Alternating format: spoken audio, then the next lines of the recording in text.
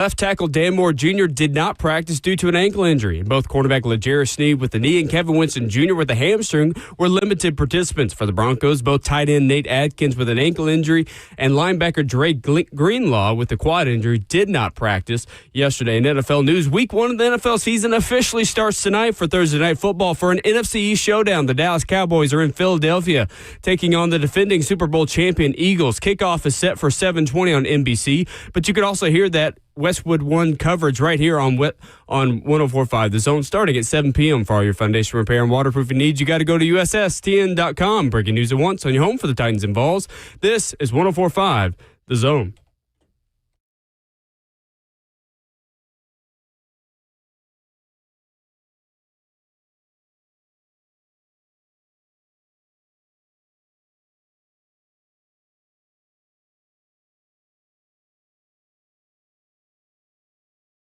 A very good Thursday morning to you in beautiful Music City, USA. On a Thursday, September the 4th, allow us to be the first to welcome you to NFL Football 2025. We've got a game tonight. We'll talk about that, Eagles and Cowboys, because you don't hear enough about the NFC East on national media, so let us add a little bit more to you. Practice yesterday for the Tennessee Titans. There was some bad news. Injuries back, injury reports back, and unfortunately the left tackle not back on the practice field yesterday. We'll talk about that. Coach Dave McGinnis at 7:20. We have got Voice of the Vols, Mike Keith, at 8:20, 615-737-1045, and much, much more on this Friday. Junior Ramon Foster, good morning. Hey, good morning, Will. We're good. We're good, man.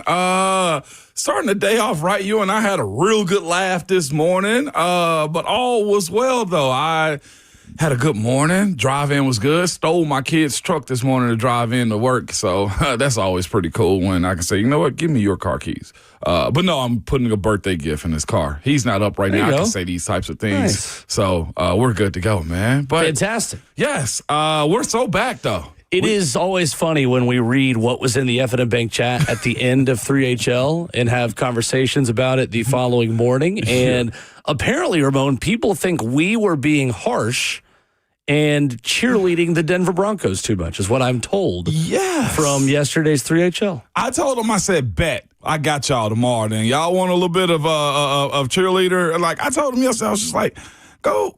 Like you got to go listen to a podcast if that's what you want. Our job is listen to us, but also. I'm just like, no. Like I was being very, very tongue in cheek about them, but legitimately, our job is to inform you about the opponent you're about to go see. Not only just that, like the mindset of competing, and you know this too, is to maximize your opponent so you're aware of everything they're doing and minimize your weaknesses. I felt like yesterday we were maximizing what the Denver Broncos are as a squad. I mean, and it's not just us. Like we see and we watch and look at stuff and know stuff about these players, right? We know a lot of stuff about the team, Sean Payton, what Bo Nix could turn into, but a lot of the information that we get from time to time is from the experts that are close to the city, the Denver Broncos, or people that look at the real analytics of what they are, and we report that. Denver is not a walkover team. Yeah, it's not always going to be like this, but they're really good.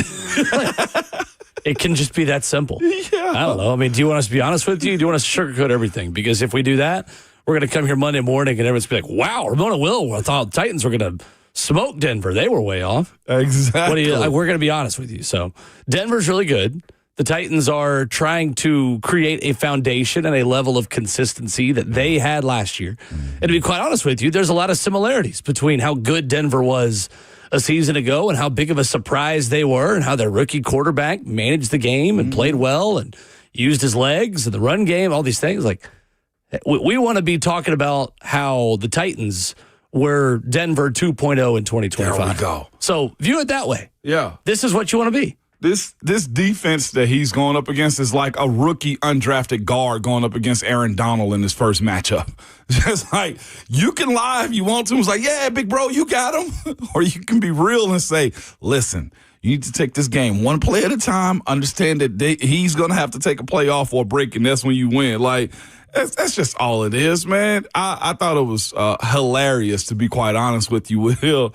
And I think it's this. There's so much, and I don't blame this fan base. I don't blame the fans that listen to us and our Tennessee Titans fans and absolutely love what this, we are saying it, rebuild is.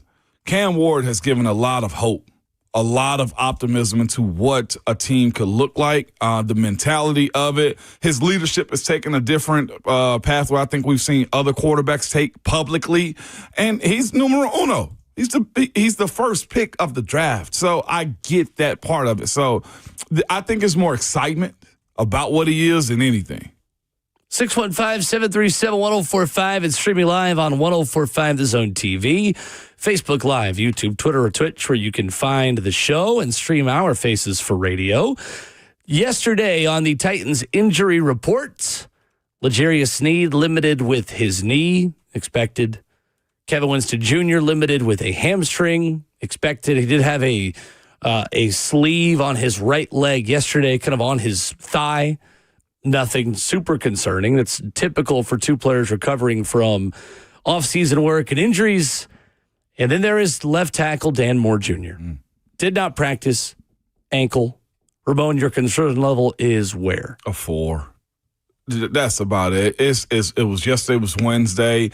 Ain't no telling how it got tweaked up. You got to think he ended up having a similar issue in the Atlanta game, and he came out early and stuff like that. I look at this as this time of the year. I don't want to underplay it. I don't want to oversell it either. I view those type of situations of him as a non-practice guy as he'll be fine by the time the game kicks off on Sunday. I don't think we've gotten any crazy report about anybody falling on it like it's broken or it's a high ankle sprain.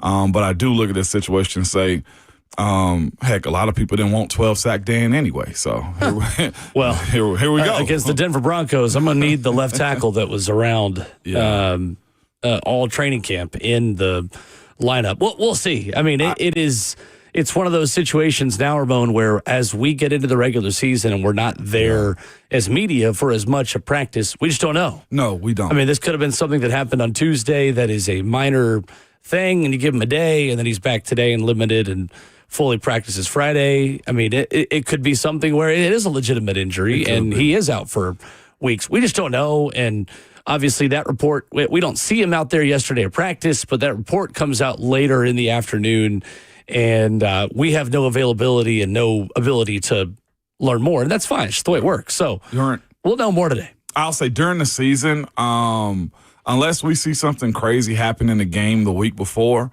my mindset is always, we'll see what the Friday report looks like. That is right. Usually 100%. It's the Friday report that matters the most. Well, he's enough of a vet too to qualify for that benefit of the doubt. Absolutely. And then here's the other part of it, too. Dan has been more available in his career. I'm not going to wood as I say this. He's been more available in his career than he's not. I don't think Dan's missed but a couple games, maybe 1 or 2 in his entire career. Since his rookie year, Dan has been available for every game, I think, except 2. Except 2, you're right. Yeah, 66 games out of 68 in 4 seasons. Yep. So Friday is a day that usually you can tell on this type of stuff. Yeah. Was in the locker room yesterday at practice, team ready to go, excited.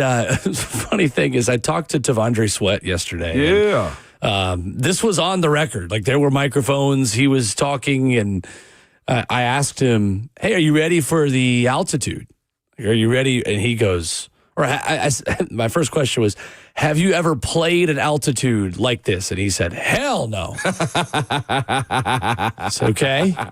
How are you getting ready for it? He said, oh, man, tomorrow I'm going to come to practice, and I've got one of them altitude masks that I'm going to use. And I was like, oh, is that, did coaches talk with you about that, training staff? Nope. Me. That's my idea. Okay, all right. So Titans coaches or trainers, if you're listening, Tavondre Sweat's going to wear an altitude mask today at practice. You might be surprised, but it's all good. He's got a plan. He's ready to go. He was confident. I said, hey, we feel good, feeling fine, feeling ready. Yeah. And then I asked him a little bit, hey, what about the altitude? Never in my life. Never in okay, my all right, cool. Have you ever trained in one of those? I have. Yes, I have. Actually. You in have. college, I did. Again, no coach told me to do it either.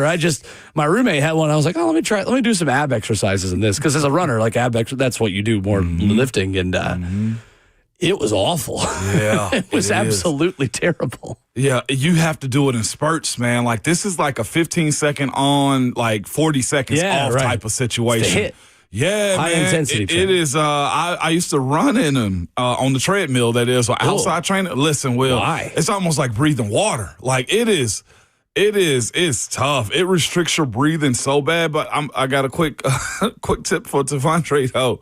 It's only going to help so much. Like, I think it helps strengthen your lungs more than anything. But it is, I don't think the coach is going to like him wearing that mask. I'm just going to throw that out there, too. Does the mask make it to the practice field? Is the big question. I'm going to say, yeah, it does. I feel like he's very hard-headed in a good way. Fair enough. I think he's hard-headed, but how long does the mask last? I would say there's no way he's doing it in team or anything like. He can do it in warm-up. I would bet we see a warm-up picture with the mask on. Streaming live at 104.5 The Zone TV, Facebook Live, YouTube, Twitter, or Twitch. We are live for the 104.5 The Zone Circus Sports Studio. Kentucky's largest sports book can now be found at Circus Sports at Kentucky Downs. 615-737-1045. How you jump in. Alabama might be cooked, but how cooked? This was a big conversation on 3HL yesterday after Andy Staples and Chris Lowe wrote a very interesting piece at on3.com that we will react to as well coming up next.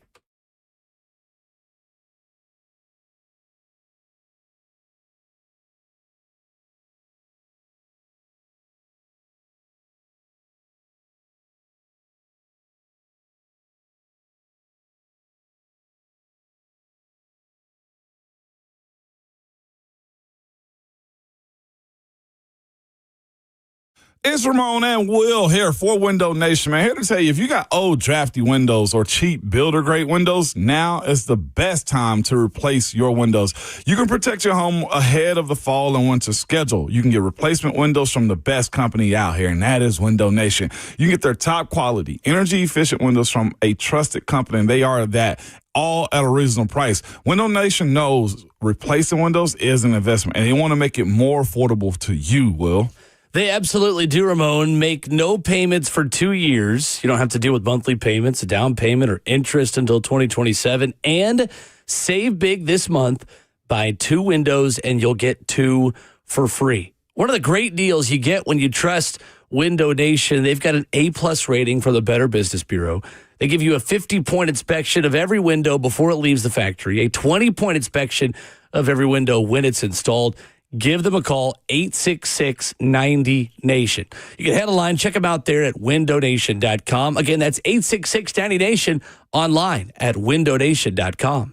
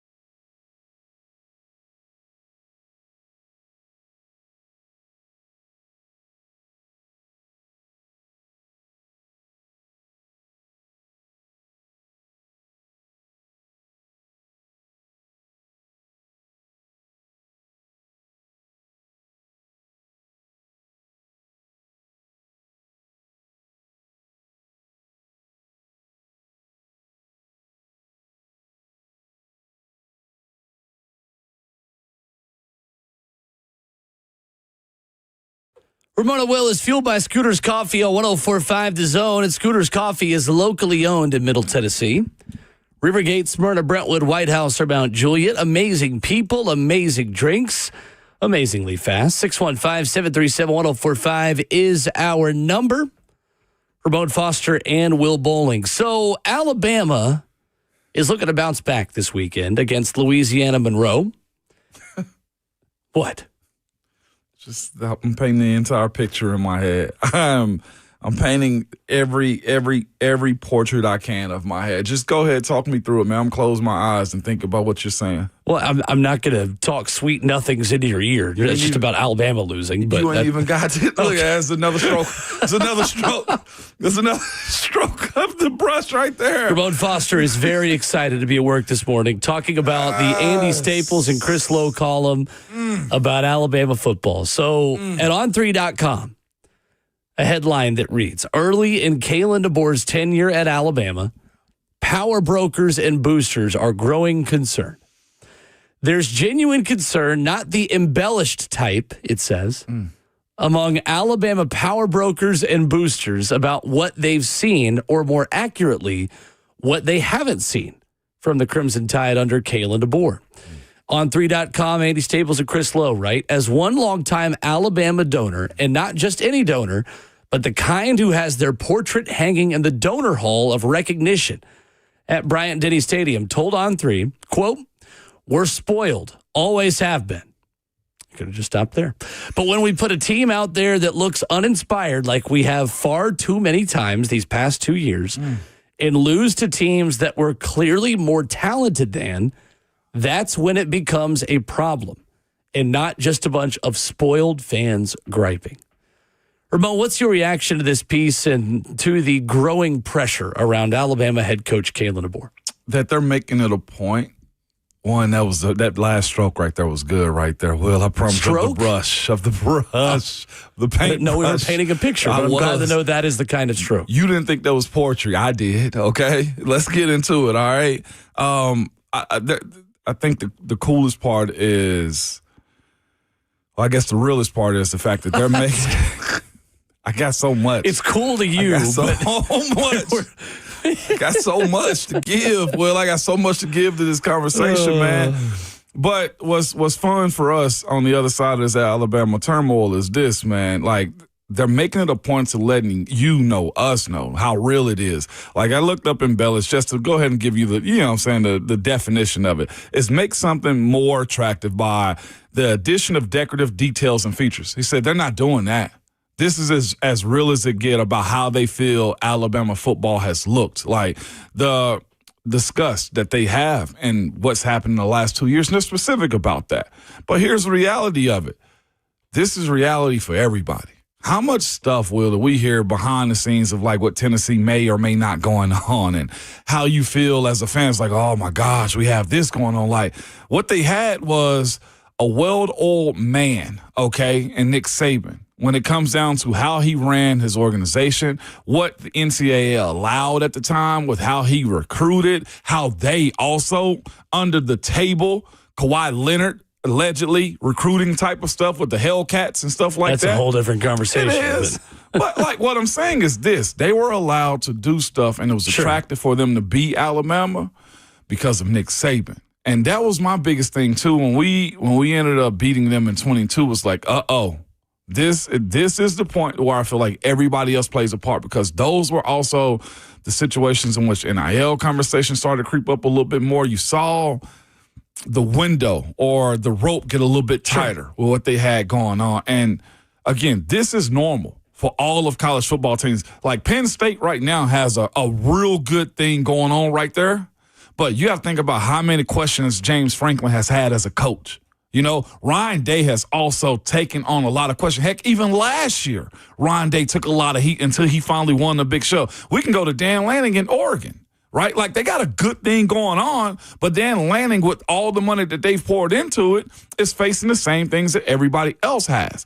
Nick Saban was a one of one, and I think that's the reality of what Alabama was as a school. I think the concern, though, is that these are still a lot of his players. I mean, that's the problem, is that Kalen DeBoer didn't just inherit a bad situation. that he had to rebuild. He inherited Nick Saban players, so clearly there is a disconnect between the level of talent on that football team and what's being shown on film, which is lack of effort, lack of physicality. I mean, Caden Proctor in this game is a legitimate NFL draft prospect, considered a first-round pick potentially, at 6'7", 366 pounds. Allowed 6 pressures and a sack to a 262-pound freshman, true freshman, Daryl Desir for Florida State. How is that happening? How are we seeing guys not sprinting to the football from the other side of the field? Forget what Nick Saban would do to you. Right. What would Alabama's team have done to you under Nick Saban? Because there's, on championship-level teams, there is player-led accountability. There is a standard. I mean, you came from a very good culture in Pittsburgh. You came from a good culture in Tennessee when you were there. Yeah. Coaches don't need to choose somebody out for lack of effort. The senior or captain in your position room is going to chew you out for that, because that can be coached by the players on the team and policed by the players on the team. We're talking about hand placement. We're talking about leverage and punching with your outside hand, all these things. Coaches will handle the more 200-level stuff, but effort? Yeah. That makes me seriously question the leadership within that locker room. And that's not just a Kalen DeBoer problem. That goes beyond the coaching staff, because there's only so much the coaching staff can really do. So that's my second question then, is why is there a culture problem in the Alabama locker room? Because lack of effort, Ramon, is without a shadow of a doubt a culture problem. It is. Why is it like that? It's because Kalen DeBoer was brought in to be that type of guy for them. It's hard finding an iron fist coach that can sustain that. And I'll say it's hard to find an iron fist coach that has the reputation that Nick Saban does. That's the problem. So you went for what you thought was the best type of coach for your organization, and that's Alabama Grow Tide, and that is Kalen DeBoer, because he won big at every place we heard. I remember hearing that, he's won big everywhere. Well, no, you don't understand what Alabama has also attached to it. Alabama has a target that nobody's been able to hit. The moment that integrity of the locker room left, Will, to where they're not pressing each other, or they think, because here's the other side of it, and I heard their fans say this too, they think because they are Alabama that people are going to lay down. No, they also have money at other schools. You still have that target on your back, and then you also are without Nick Saban and his reputation of making sure that everybody is in check. That is a special thing. Having a coach that can go at players and still have the respect of having them respond to you is something that doesn't come easy. I remember having this conversation in the locker room I was in one time. I had to tell, I was with Pittsburgh, and we had lost like 4 games in a row, and we had a meeting. And to your point about checking the locker room, I had to tell them, y'all don't understand I got to go this route. Excuse me, Titans fans. But I have to say this. Y'all don't understand. Wearing this black and gold means a lot. People reset their seasons because if they beat you, they got bragging rights. And that's what Alabama's dealing with right now. Just because you put on that crimson and white doesn't make you Superman. Superman is created. He is created by hearing J.C. Latham saying they ran until they threw up. That's created by having Nick Saban rip somebody's behind and the entire team hold them accountable. I don't think Kalen DeBoer has that. They're even, as a fan base, is saying Kalen DeBoer need to learn how to talk to the fellas from the South. Yeah, that's what one agent said in this piece at On3.com from Andy Staples and Chris Lowe. Says, you need to be able to coach Southern guys. A coach's agent, not DeBoer, said. They want to be coached hard. Look at the way Kirby Smart coaches. He ain't lying. So is the sky falling? Is the program as we know it of Alabama, is the empire dead? 615-737-1045. Peyton leads us off. What's up, Peyton? Morning, Peyton. Good morning, guys. And, just by my name, you can tell I'm a born and raised Tennessee fan, named after Peyton Manning, but I spelt it like my dad spelt it like Walter Payton, so a good mix of both. Love it. Mm-hmm. I want to start off, besides that, October 19th of 2024 was the last time that Ryan Williams had more than 53 yards in a game receiving. And we think about Ryan Williams just taking the college football by storm. This dude, since Missouri on the 26th of October after Tennessee, has not had over 53 yards in a game. and we still think this guy's – I mean, obviously his talent's elite, but that's just how much we're mesmerized by things that's done at Bama. We're forgetting that they went 9-4 last year. Go ahead and get a mitten for your tears, Bama fans. You kissing cousin Karens. We're going where the ship is falling. I mean, the sky is falling from the sky. I mean, I don't know what I'm saying. All I'm saying is that Bama fans are in disarray. They're looking at anybody to blame but themselves. And I think that Saban could tell that the NIL has shook up college football. Yeah. They don't know which way's, left and right. And you can't stronghold all the good players anymore. You can get outpaid, out here in Texas or anywhere else. And, without having a stronghold, they can't, dominate the college football field anymore. And I know that's why he took off and is done and is doing game day and everything now. But, yeah, I mean, like I said, it's been a long-time Tennessee fan. Get used to the struggle, and I hope you go through the worst of the worst because, Sure. In 2019 when we lost to Georgia State, times get tough, and Florida State isn't a bad loss when you look at Georgia State. Thank you, Peyton. Appreciate the call. Peyton leaned in, man. So the thing is, I think he said ship. I hope he said the ship is falling. Ship. Okay, He did say ship. He said, I think he was confusing everything to make it seem like he was lost. Sure. Yeah. Fair enough. The Ryan Williams thing, though, Ramon, we have talked about that this summer. We did. I have been alone on that side of the fence, and I feel like I'm being joined by more to say that Ryan Williams is a good receiver, but he is not in the elite Jeremiah Smith category. No. I mean, I don't want to. He is a very good player. Don't get me wrong. Yeah, he's still a potential first-round pick, but I never thought I would see the day where Alabama lacks physicality and lacks the intimidation factor. I think that's the biggest thing that shocks me, Ramon, is that nobody's scared of playing Alabama. Mm-mm.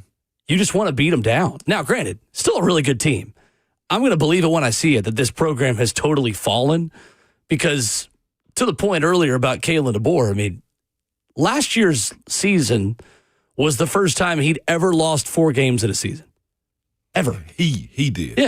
Yeah, Kalen DeBoer had only lost 3 games in a season as his worst season. Now, granted, Fresno State in 2020 only had 6 games that year with the way COVID set everything up. He was 3-3. But still, I mean, where are you with the health of that program and his safety, Ramon? Are people crazy for talking about a hot seat for Kalen DeBoer, or do you really feel like he's not the guy for Alabama?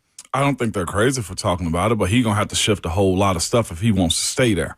I don't think you have big-time boosters talking and saying that I got my picture up in the donor hall, wherever he has his picture up, if he's safe. I'm going to be honest with you. I see that pot is hot. That water is boiling, okay? Like, he's tied to the steak like a doggone steak on a skewer on the grill. That's how hot he is to me right now. This isn't just fans. These are your money people saying this about him. And do I think he can get it turned around? Just real quick, I think he's almost in a Brian Harsin situation right now. Ooh. And that's the part of it that I think is really interesting because look at other coaches who have gotten off the mat and taken a bad situation and made it better. First, look at Billy Napier. Second, look at Brian Kelly. I think this is a little bit more of a Brian Kelly situation than it is a Billy Napier situation because Billy's seat was hot last year. They just didn't have a university president. Otherwise, he may have been fired at the time. But I think it's a little bit more like Brian Kelly in that there are high-level boosters who are unhappy, but there's not enough total calamity to fire him now. It's a lot of the fringes that are really seriously talking about making a change. What did LSU money people do? They gave Brian Kelly a war chest to build a team and a roster. The key question for Alabama boosters is, do you believe enough in this head coach to spend your money on a roster for him? I don't think so. I don't have the answer to that. I think that right now, absolutely not. But is there enough that Kalen DeBoer can prove to power brokers in Tuscaloosa to say, I will show you a proof of concept of improvement. So please give me your money so I can have a $30 or $40 million roster. Mm-hmm. Because it worked for LSU clearly enough to where they look pretty dang good, Ramon. They did. And Brian Kelly got people down there motivated enough to spend after Bryce Underwood very publicly flipped from LSU to Michigan. And the right people said, you know what? We can't have that happen again. We're going to give Brian Kelly all that he needs. Does Alabama have that level of booster buy-in? I don't know. Well, real quick, but this isn't a normal situation for DeBoer or Alabama. No, it's not. Only big prospect I felt like they lost was the safety that went to Ohio State. Caleb Downs. Will, that cupboard was already stocked. This isn't a coming off of 100%. NCAA sanctions type of Josh Heupel hire at all. I totally agree. The 4 and 5 stars were there. They were retained. He brought back a lot of his D-line, his O-line for last year. He ended up having a quarterback last year that helps sustain it. He's got a senior now. He's got a recruit that he brought in. Last year, I think they finished top 5 in recruiting themselves. Yeah, the 247 Sports Talent Composite says they have the number 2 roster in college football. This ain't like clamoring for notoriety. He's got the notoriety inside the building still. That's fair. That's fair. I mean, it's not a total 1-to-1 comparison to LSU last year because they already have a lot of good football players. The question is, are you willing to give Kalen DeBoer the kind and type of really good football players that he wants, that he can go identify, that player personnel department can go identify for him? I think he got him. 615-737-1045. Eric is up next. What's up, Eric? Morning, Eric. Rocky top of the morning, friends. This is fun. Alabama is normal, and their fans can't handle it. ESPN on their YouTube channel put up the best of Feinbaum calls of Alabama fans melting down, and I was literally eating popcorn listening to it because it was glorious. Yeah. Hey, you're normal. Welcome to it. And for all the years I had to listen to Alabama fans or Georgia fans or Florida fans saying, we just can't wait for Tennessee to get good again because we want this to be good. No, they didn't. No, they didn't want us to be good again. And I want Alabama to suffer. This is DeBose and Sheila 2.0, 3.0, whatever, and I'm here for it. There it is. I'm here for it. Thank you, Eric. Pockets. Well, real quick, just I don't know if you guys saw the A.J. McCarron thing. He was talking about Alabama doesn't necessarily have as deep a pocket as people were thinking, and maybe they're relying too much on their branding and not too worried about they didn't take into account how much NIL might actually take into effect. But anyway, Alabama's falling, Tennessee's rising. To hell with Alabama. Go Vols. Thank you, Eric. Appreciate the call. I did see that. A.J. McCarron went on a radio show and said that Alabama doesn't have the money of some of the other rosters. What? Said they have 20 to 30, I believe it was around 20 million. Under 20. He knows for sure, is what he said. I'm going to tell you this. If you're a 5-star, 4-star, you commit and then your negotiations happen. You ain't signing there. No 5 or 4-star is signing under good faith anymore. Let's just stop that. You're not. Have they ever? Yes, you're not. You've gotten something. Yeah, Will, to your point, you've gotten something every single year. There's no good faith signing anymore. Who would they go get? I hope they go. Never Alabama. Mind. Alabama? Who would Alabama go get to? Like, who is an upgrade on Kalen DeBoer? If that's really the way this trends. Whoever it is somebody from the South or somebody opposite of what DeBoer is as a personality is what I would say. Like, and I think a lot of people, I'm not sure where he's from. Is he a West Coast guy? They want to put him as from same as Josh Heupel. He's a Dakota guy. He's a Dakota guy. Sioux Falls.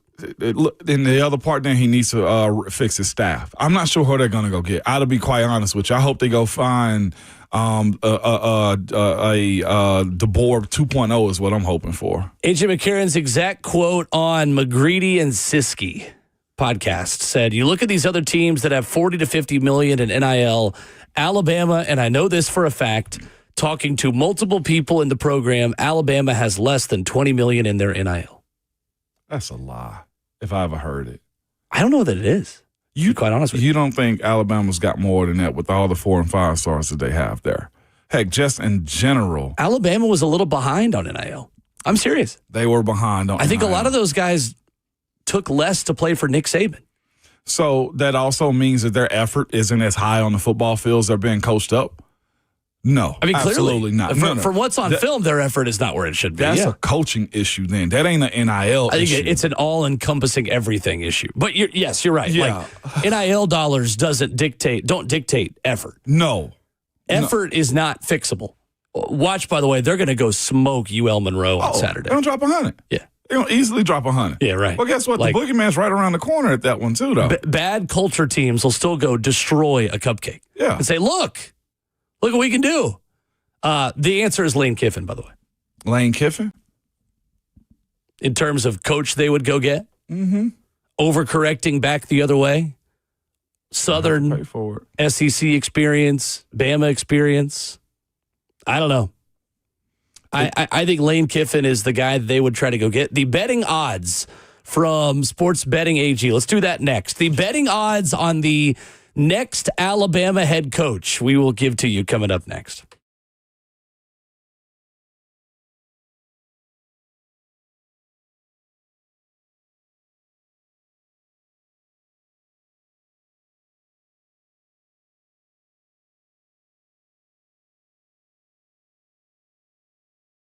What's the biggest mistake you can make when selling a home? I'll tell you, it's settling for less cash. That never happens with Orchard, though. Disappointing offers can wear you down, causing you to settle for thousands less.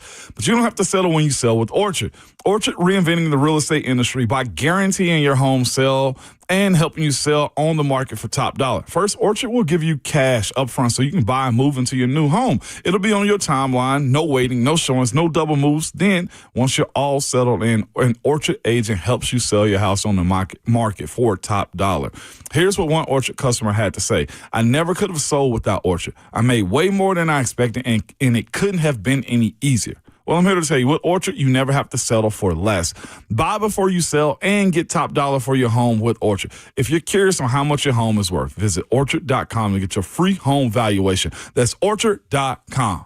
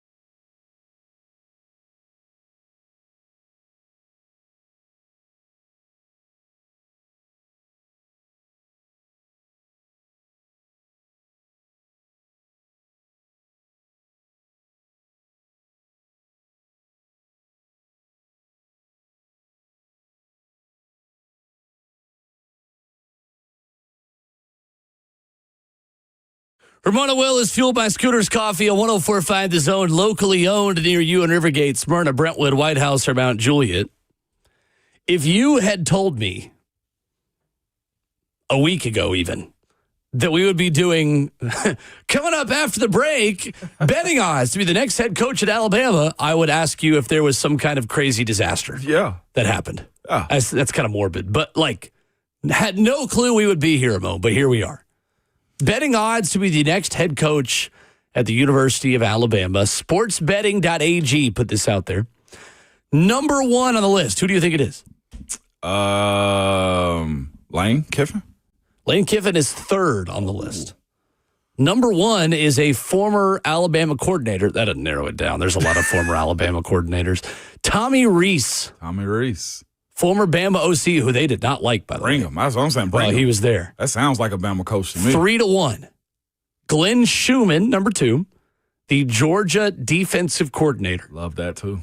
Lane Kiffin is 3. Kenny Dillingham is 4. Please, I don't want that. Please do it. From the Tennessee perspective, I think he would crush it. Okay. He's also an Arizona State guy, but again, I don't know what that means if Alabama calls. Deion Sanders, 5th best. Hell yeah, please.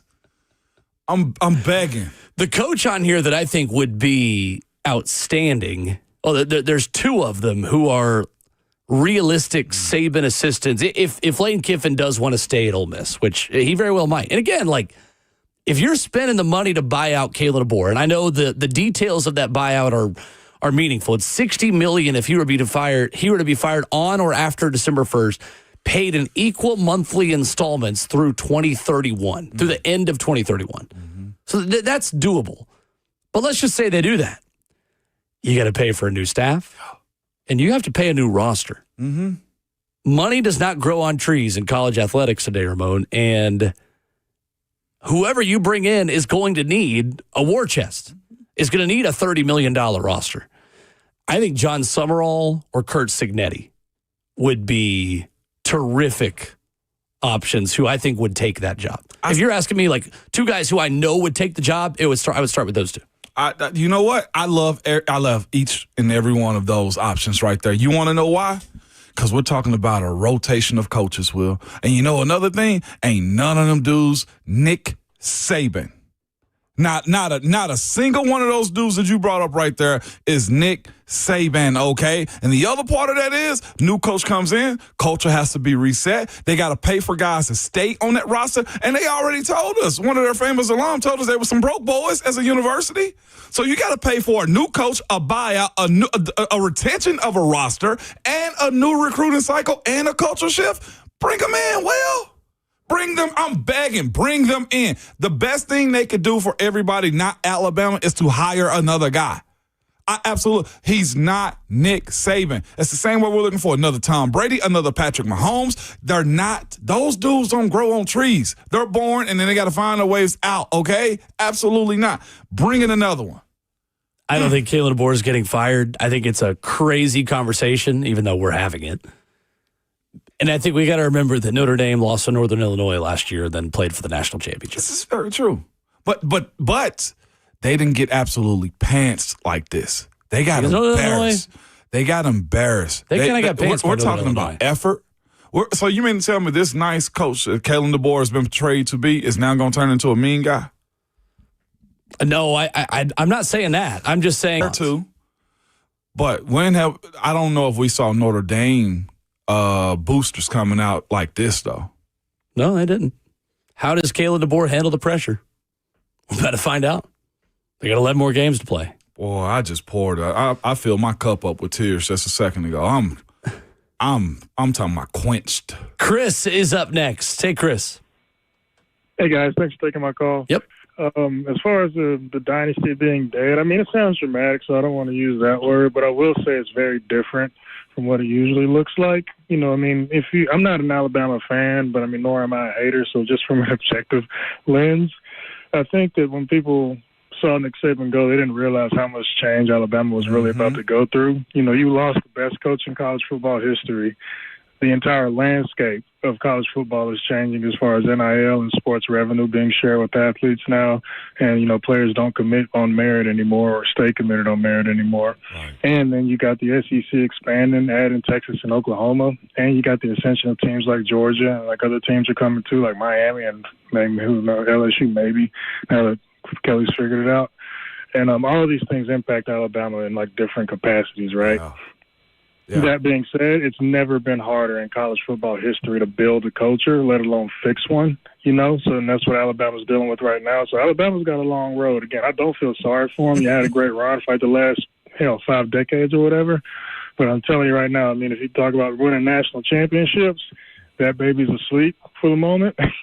Yeah. But before what it's worth, DeBoer ain't getting fired. They ain't got $20 million in their war chest for athletes, and it's a $70 million buyout just for him, not talking about his staff. They ain't firing DeBoer. So you better get settled in and give him a chance to fix it. That's all I got, guys. Appreciate y'all. Thank you, Appreciate Chris. that, Chris. I do agree that everyone's floor is lower, even though everyone's ceilings might also be higher. That is why Nick Saban got out. That is why a lot of head coaches are becoming coordinators. They don't want to deal with that pressure. I don't want to. Somebody in our chat, Bubba and Dixon, said, why don't you just go hire Gus Malzahn? Come on. The people at Alabama are not swallowing their pride enough to admit that Gus Malzahn is worthy of that job, first of all. And secondly, Gus Malzahn got out. Yeah. Said, no, I'm just going to go call plays. I'm going to do what I do and scheme fun option plays for a running quarterback and complete 9 passes and beat Alabama. That's exactly what he did. It is. Let's go to Matt up next. What's up, Matt? Morning, Matt. Hey, morning, guys. Question. The new stadium for the Titans is going to be built next year, right? Yes, sir. 2027 is when it's going to open. February, right? Should be done by then, 27? Yeah. Got a new GM. And I think that a person that's on a hot seat is the coach for Tennessee. Because if he doesn't win this year, he's going to be out next year. There's no way around it because you have a GM. The GM's not going to fall on the sword for a guy that he didn't pick. So I don't see how the Tennessee Titans. I'm a long-suffering Ram fan. So back when I was growing up, I always heard the media saying my team was good, and we're talking about the 70s, and we weren't good. And I was just so disappointed. So Tennessee gets away from this. You only won 4 or 5 games last season. I just want Tennessee to get better. I don't care about a win total. And I just want to hear your thoughts on it. Thank you, Matt. Appreciate the call. The reporting around that suggests otherwise. The reporting around Brian Callahan and the Titans front office and things that we have read, it was Teron Davenport and Jeremy Fowler had a big piece at ESPN.com, say that they are adamant that steady improvement, even despite a bad season, is enough for Brian Callahan to stick around. I don't consider him on the hot seat. I don't think the organization considers him on the hot seat, Matt. And I think they want continuity and stability to win out after 2025. I feel like there's an understanding that this is a rebuild and that Brian Callahan needs time to get the right players in there to give him a chance to be successful. So, no, I disagree with you. I do not think Brian Callahan is on the hot seat, and I think they are very specific about their intention to keep this thing rolling and play the long game. Man, I think you did an old switcheroo on this, man. Yeah, right. I thought we were talking about Alabama. Man, how Callahan catch a straight this morning? Ron Slay's at the F&M Bank trying to say, can we have a car wash to raise money for Alabama NIL? And Matt's like, what's happening with Brian Callahan? Yeah, Matt.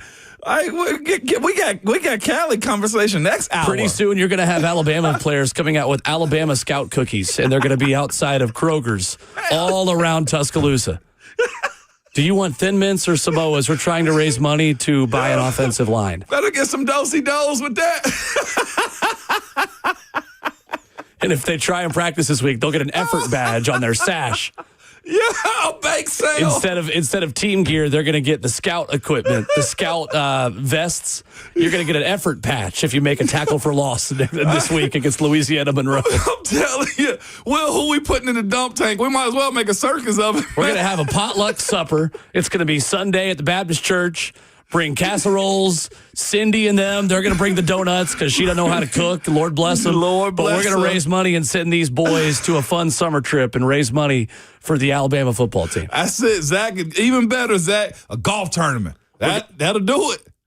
That'll do There'll be it. more details in the Fellowship Hall. 615-737-1045 is our number. a good Coming old car up, wash. NFL football returns tonight, previewing Cowboys and Eagles. Hey, next. hit that armor all for me.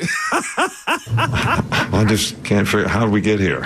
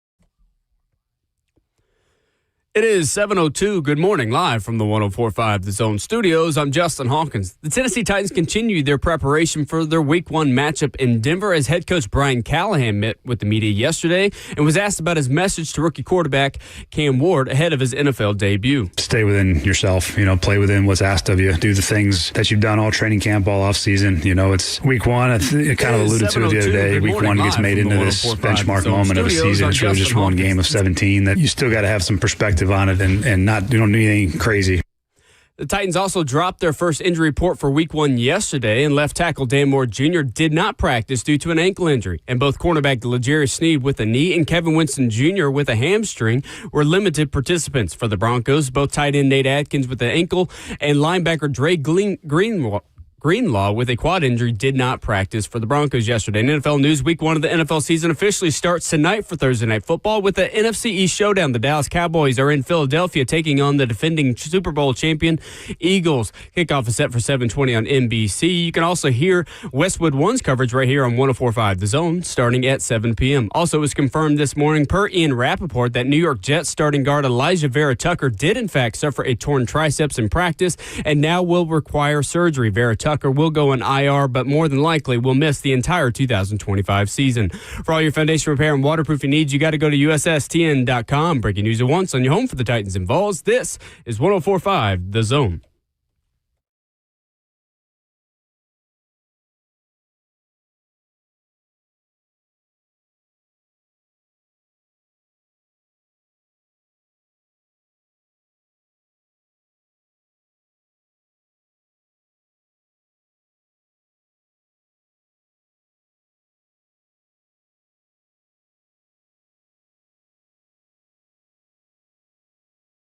Hour number 2 on a Thursday morning edition of Ramon and Will, fueled by Scooter's Coffee.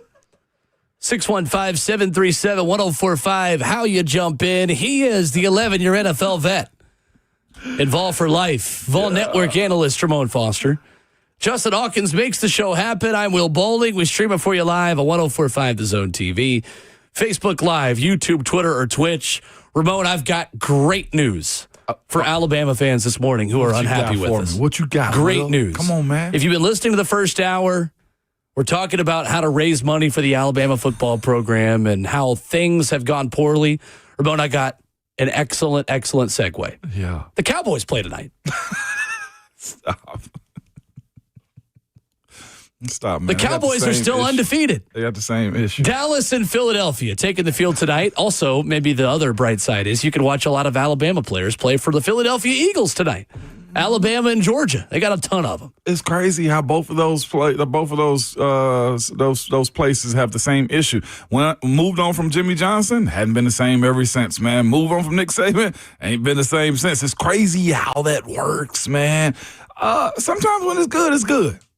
Now I love like when Bucktham and Robert Walsh, Big Boss Burt put us his SEC moment. Let's talk about Sec. I absolutely love that because when he introduces Kalen DeBoer name, he goes, and Kalen DeBoer. That is the best part of the song for me.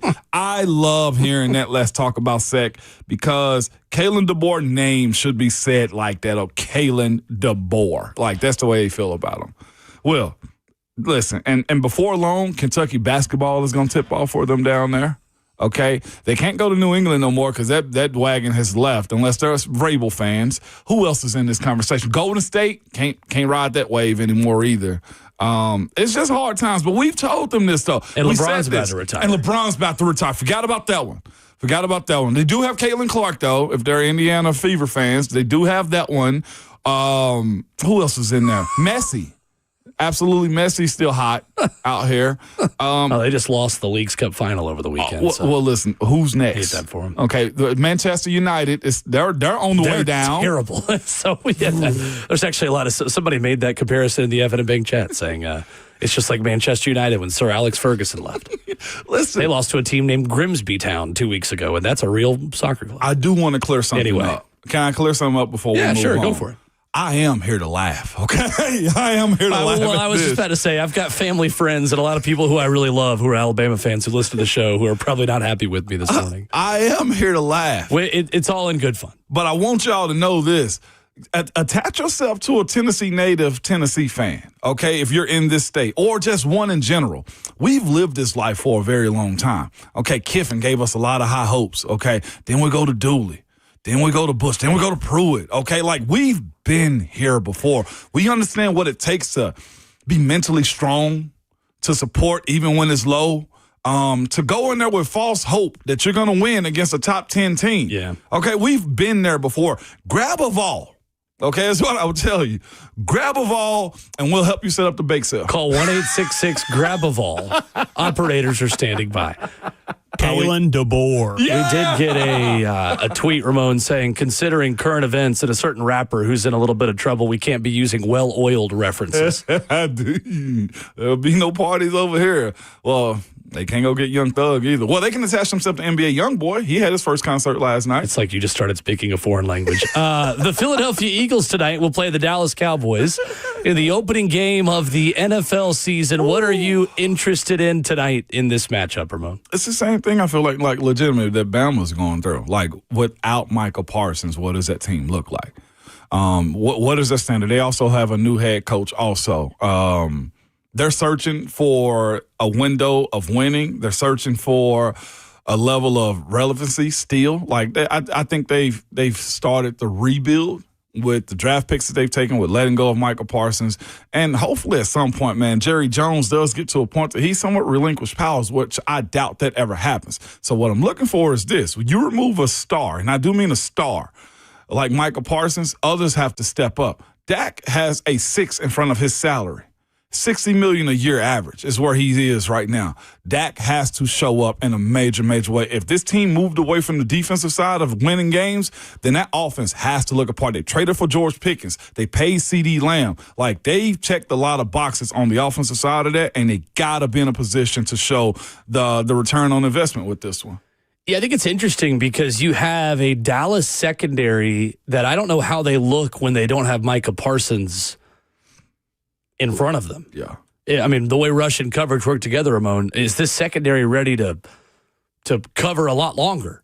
Because Micah Parsons isn't immediately knocking a quarterback off of his spot the second the ball is snapped. Yeah, he is. That's the major question, especially against a Philadelphia receiving core and passing attack that they have.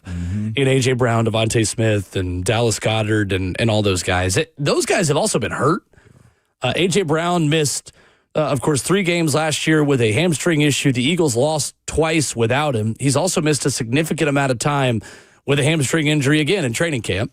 I don't know if there's a bright side for the Titans not having A.J. Brown anymore, Ramon, but that is the bright side, is the soft tissue stuff and the lack of availability for A.J. But Jalen Hurts, Saquon Barkley, A.J. Brown, and Devontae Smith, what's the rust factor for them? I mean, they have not practiced or played a whole lot in training camp. They've all had kind of different stuff, and they all sat out every preseason game. The thing that the Eagles have, they have a luxury, man, that not many other teams have in the NFL. They will be able to ooze themselves into a start of the season the way I feel. I'm not expecting a lot of yards and high-flying plays out of them because they got one of the best 5s that you can have in the NFL up front offensively for the offensive line. This is Philly. And on the defensive side of things, too, they didn't lose much. They have been a squad as of late that has highly invested into the bigs of the NFL, and it's going to pay off for them. Even if it's Jalen Hurts being in a position where he could spot run and extend downs. They got Saquon Barkley, one of the best running backs in the NFL.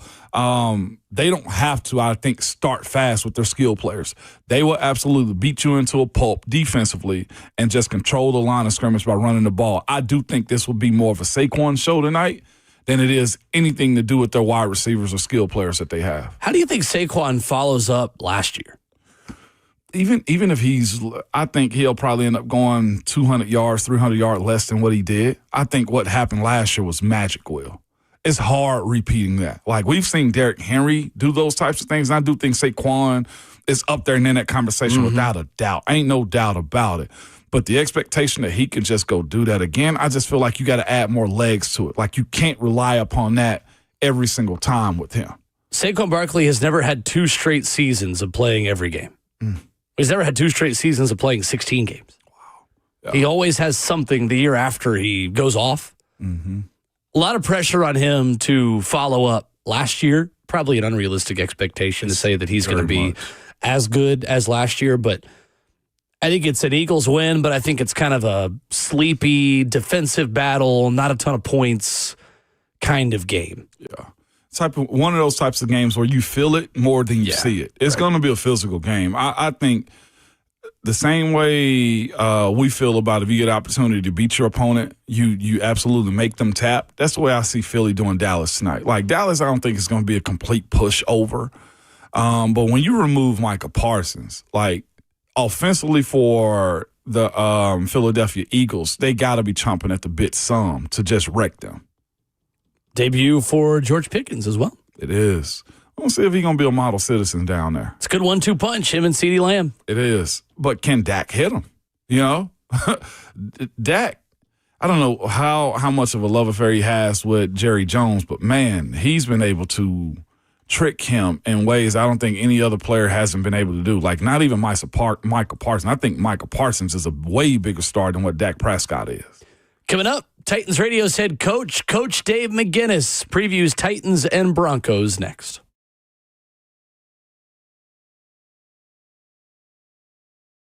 I love living in Middle Tennessee. We've got great restaurants, entertainment, sports, and one of the nation's top Ford dealers right here in our backyard. Two Rivers Ford. Remember that name. Two Rivers has been a staple in our community since 1983. They're locally owned. They have a non-commissioned sales team, and they sell below MSRP. They've been doing business with integrity for decades. Two Rivers Ford, the South's most trusted Ford dealer.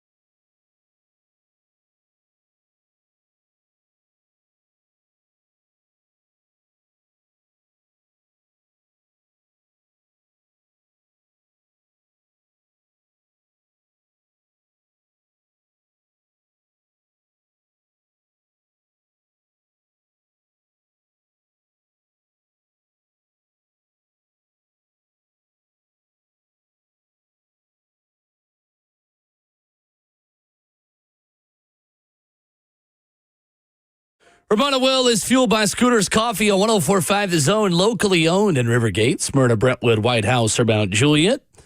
Thursdays at 7:20, we are joined by Titans Radio's head coach. Brought to you by Two Rivers Ford, the South's most trusted Ford dealer, Two Rivers Ford. Coach Mack with us today, talking Titans and Broncos. What's up, Mack? Hey, Will. Hey, Ramon. Doing good this morning. We're getting closer. Yeah, Sure we are. Yeah, we are, Mac. We're right here now, man. We got a real kickoff tonight in the NFL, Coach Mac. I know everybody's excited for it. That would at least be NFL starts. We had a big week of college football last weekend. I really enjoyed watching all of it. And then top it off with my phone completely blowing up with what the Frogs did. So that's right. We're in great shape. Yeah, I'm sure you didn't enjoy that at all. No, not at all. Yeah, look, I in my Mack Over America tour, I made a little stop in Fort Worth. They were already tired of that stuff in the summer. Yeah, they thought Bill was going to just run down on them, Coach Mack. There's a difference, man, in trying to build up a program with the expertise that you have and also having to run into the teeth of schools that have been doing this for a very long time. I think Carolina Bill found out a little bit about that this past weekend, Coach Mack. Yeah, well, I mean, Sonny Dykes has done a good job there at TCU, and he's built that thing, and I mean, there's NIL money in Fort Worth, Texas, too. I promise you. Oh yeah, frog. No doubt, they got oil in that state. That's all I got to say, frog. At least they're not out here begging for it like the Alabama players are, Coach Mack. At this point, saying they broke. I was on with 3HL yesterday, and I told Ron Slay at the end, quit lying and playing like you're sad for Alabama. Coach Mack. We said we might have a bake sale for him to raise NIL money earlier, so we're doing our best, Mac. We're doing our best. Ron Slay does a lot of great things on the radio, but he was straight up lying to everybody yesterday. Yeah, he was. With a smile on his face, too, Coach Mack. How you I told him when I hung up, I said, you're so happy you can't even breathe. Coach Mack with us, presented by Two Rivers Ford, previewing Titans and Broncos. Mack, last season, the Denver Broncos led the NFL with 63 sacks. How do they do it? What is Vance Joseph doing that allows this team to consistently get so much pressure on the quarterback? You get good players. I mean, when you got a good team, it starts with good players. And then, I mean, they've had a group. Again, it's continuity. They've had a group together for a while, and look, they had 63 sacks. Everybody starts talking about everybody's individual numbers. I mean, what he does, Vance does a really good job of two things. First of all, he does a good job of presenting different looks to the offense, pre-snap and post-snap. That's very, very critical. They tie their front and their back end together very, very well. And then when they give you different looks, they play a match zone defense where they man match their zone off of splits and off of route combinations. They're really good at it. And so they get pressure with four people because they're not just spot dropping in zone defense. I mean, he knows what he's doing, and he's been doing this for quite a while. But he's got good players. When you get good players, it has a real chance to have a good team. Mac, when Brian Callahan yesterday says that Vance Joseph will try to confuse Cam Ward, what are some of the ways that Denver can confuse the Titans quarterback? Well, I mean, this is going to be brand new for Cam. He hasn't seen any of this, in live action that he's going to see there. And I spent most of my career defensively trying to discombobulate rookie quarterbacks, and you can do it by looks. You can do it by fronts that you present. You can do it by trying to fluster the protection. There's a lot of things that you can do, and they do a really good job of it because he bogeys or disguises things really, really well. But to do that, you've got to have veteran players that understand how the front and the back end fit together. I've been fortunate in my coaching career to have had guys that were able to mesh the front and the back end together. When that happens, I mean, you can do a lot of things. The thing that you have to be able to do when you're sophisticated enough, like this defense is you've got to be able to give a false look, but don't give a false look to the point as to where you put yourself at a disadvantage when the ball is snapped. So there's going to be a lot of things that you're going to see for this offense. Cameron Ward's going to see for the first time that he's ever seen, and that's just life of a rookie quarterback in this league. Coach Mack joined us this morning talking Titans and Broncos. Mack, with that being said, you've been on the other side of it too, where you face rookie quarterbacks. How much do you play the risk game with them? How risky do you get as far as sending heat on a rookie quarterback, as far as the Titans' expectation of what to protect? Depends on what your score separation is, Ramon. Okay. It depends on what the flow of the game is. I mean, there's always risk reward when you're sending people, but the score separation plays a huge part in it. Field position also plays a huge part in it, and the other part for a defensive coach, when I was calling defenses, you always play to your offense. I mean, if your offense is ginning up and down the field, then you can take a lot more chances because you know that if you do give one up, you're going to get one back, from your offense. So that question really depends on the moment in time as to how the game is flowing. No doubt. Coach Mack, how savvy is Patrick Surtain? Like the challenge that he presents to the Tennessee Titans and just to offenses in general. They're talking about the reigning defensive player of the year, Coach Mack. When you view him going into a game, do you say to yourself, we have to attack him, or do you avoid a guy like him? Well, it just depends, on what – look, the guy's legit. Most corners that are like that, I had one in my career that I could depend on every week in Aeneas Williams. So now he's got a gold jacket. I mean, and that's you're looking for consistency at the corner. And Surtain is not only consistent, he's very, very confident. And the other thing is he's really blessed. He's a great in-phase cornerback, and he's really, really good at the catch point. He's got great directional delivery key instincts. I mean, there's a reason why he's the defensive player of the year. So what you do is you pick your poison with a guy like that, and what has to happen is if he's really dominating whichever side of the field or whoever he is on, because they'll travel with him, the other people have to win one-on-one.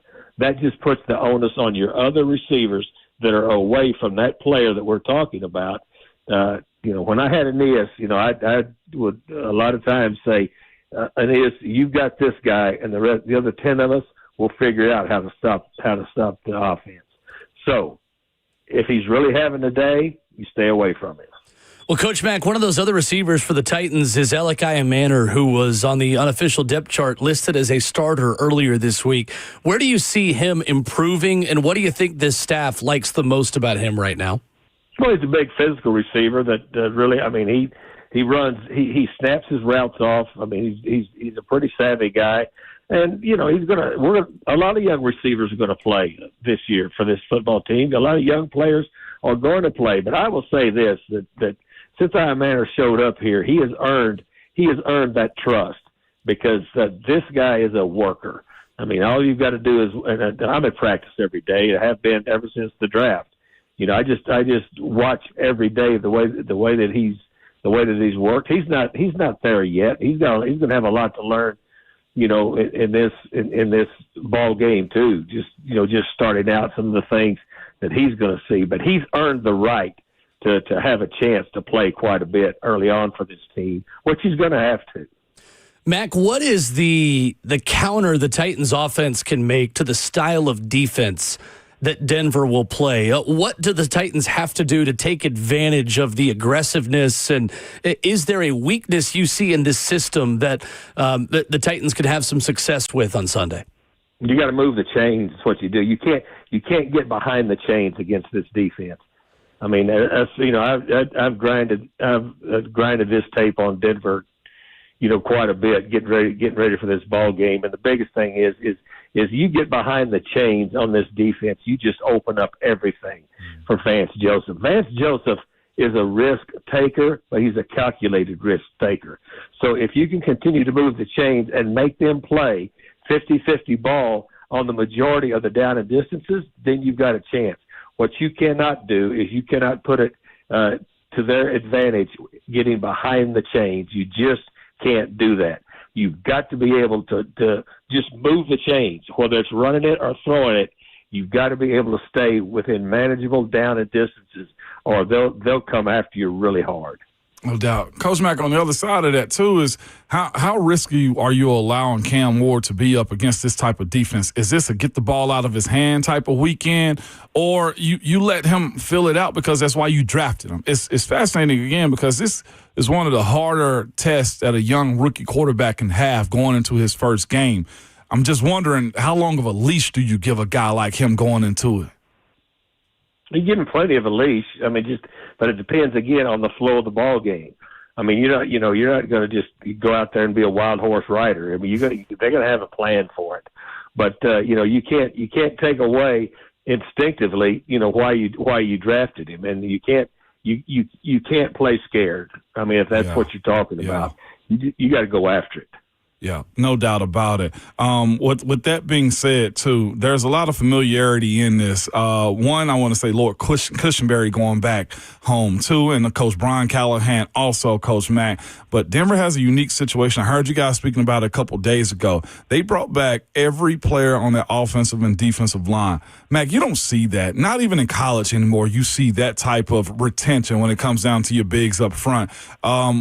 What kind of hurdle do you have to get over to face those guys going into this weekend with that being known? That's a huge advantage. It's a huge advantage. That reminds me of the old days, before you had free agency and the salary cap and nobody left. Yeah. I mean, that's a huge advantage. It's a huge advantage, first of all, with the experience together, and it's a huge advantage with the carryover of things you can do.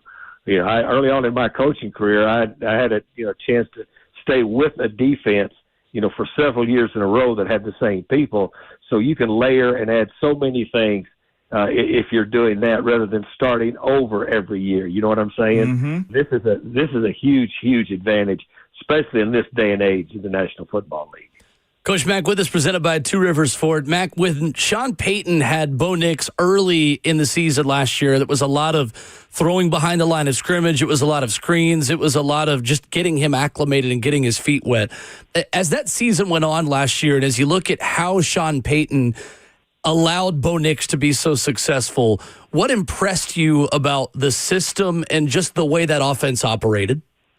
Well, I've defensed this system for a lot of years. I've called defenses, and then put game plans together against Sean for quite a few years because we've both been in the business for a long time. The one thing you've got to know about him, you've got to study what he does, especially in those first 15, because he's going to be feeling you out with personnel, with formations, just to find out what you are. And then he's so familiar with what he does offensively that he's got a counterpunch. So you've got to really pay attention to detail. I mean, I was listening to Keith Bullock last night, and I remember when we went down there for Mr. Monday Night, we spent a long time working on splits, a long time working on being able to get in front of their motions rather than chasing their motions.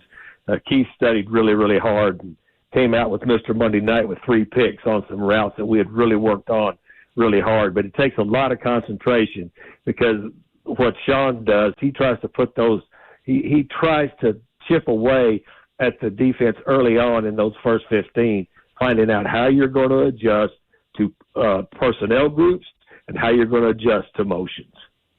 Mack, what stands out about a Sean Payton wide receiver room? They've got some young guys. They've obviously got the number 1 in Cortland Sutton, but in Troy Franklin, they have a guy that Denver fans are expecting a lot more out of this year. They draft Pat Bryant, who you guys spoke with at the Senior Bowl out of Illinois. What is the type of receiver that Sean Payton values, and what stands out to you about this group? Well, he likes all the different types. What he does offensively, and the thing that everybody loses sight of, and again, is the reason they went out and got 2 new backs. Sean wants to run the football. He wants to run the football because by doing that, then he can dictate coverage. He can dictate where you're going to be, and then regardless of the type of receiver that he has, he can attack the placement.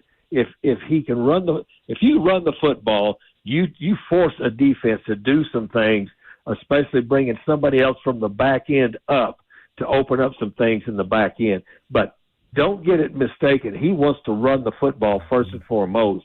That's why they went out and got 2 new backs this year. No doubt. Coach Mack, you got a first-time opening weekend starter, man, in Cedric Gray. You've watched this competition, Coach Mack. How satisfying is it to see a true competition and you know the best man won for the moment, Coach Mack, and a guy like Cedric Gray? Because I thought that was one of the hottest, truest competitions in all the training camps across the NFL. Yeah, well, you got two young players that are both going to get, valuable playing time. But Cedric Gray, I like Cedric Gray, coming out of the draft. But when he was hurt and he got no chance to develop that first year, he lost that first year. And when you lose that first year, especially at the second level, because you play a different game at the second level in the NFL than you do in college because of the field dimensions. Mm-hmm. It's completely different. So having a chance to work all year, and then Frank Bush, we talk about Frank. Frank's the OG of linebacker coaches in this league now. He can develop young players.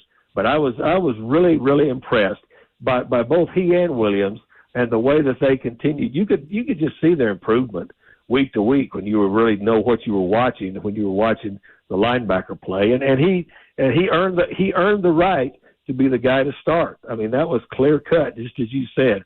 That was the competition that he won. One that sticks out, but you trust the coach more than anything. Coach Bones fossil over the special teams, but having a rookie in Chimere DK be on your punt return, kickoff return, Coach Mack, much worry go into those type of situations, especially with how punters can use the altitude to their advantage up there. Yeah, well, all the years that I coached in this league, Ramon, I think you'll understand this. The worry never was a strategy for me. I just, you trust your players to do the job. Then you try to put them in position to be able to do the job. And the thing that Bones is going to bring to this group is consistency, and that's what he's looking for. You're not, everybody gets an idea just because of some of the things that he's done that he's going to have a trick play every play. That's not it. His strength has been consistency and being able to place people in the right place and then let them play pretty free, because you've got to play free on the special teams. And then, Bones does a really good job, especially in the punt game strategically as to how he punts and then how he marries his coverage to the way that he's having his punter punt. And so those are the things that I know because I experienced it with Bones, just watching him. And then the plays that come in that grabs everybody's attention, you're looking for consistency in your special teams. That's what you're looking for, because the less you talk about your special teams as a football team, the better off you are. Coach Mack, Titans Radio, joining us this morning, presented by Two Rivers Ford. Mack, I'm excited to hit the road with you. Going to be a fun weekend. Looking forward to it. Yeah, absolutely. Looking forward to it. Well, Ramon, please help Ron Slay out some, will you? I'm gonna try to wrap him up a little bit, Coach Mack, so he'll stay calm. I don't know if he's gonna be like James Brown, just throwing that coat off himself, Coach Mack, because he's so excited, they try to put the coat on James Brown. That's what I'm gonna try to do to him, and I got a feeling. You know what? That's a great analogy. See you guys. All right, Mac. Thank you, sir. There he is, Coach Dave McGinnis, presented by the South's most trusted Ford dealer, Two Rivers Ford. Coming up, we wrap up the first half of the show this morning. The Broncos were missing a key starter at practice yesterday. Plus, Adam Schefter just put out another team that was interested in trading for Micah Parsons. And there's a GM that needs a hobby because of how much he is trolling this morning. And the way you're shaking your head, I think you already know who it is. We'll talk about that coming up next.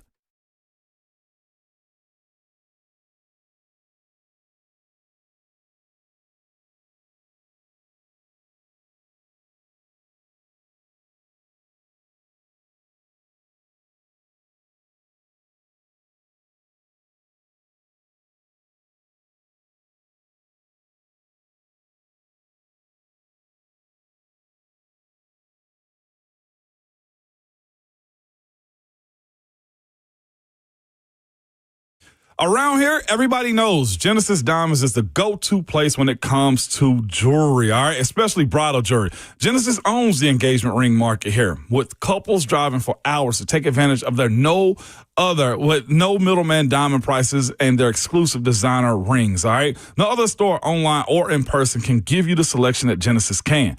No matter what style or look she wants, no matter how big of a diamond she wants or what shape, or whether it's natural or lab-grown, Genesis has it. And at Genesis Diamonds, there's no pressure, no corporate playbook, no Wall Street sales quota to meet.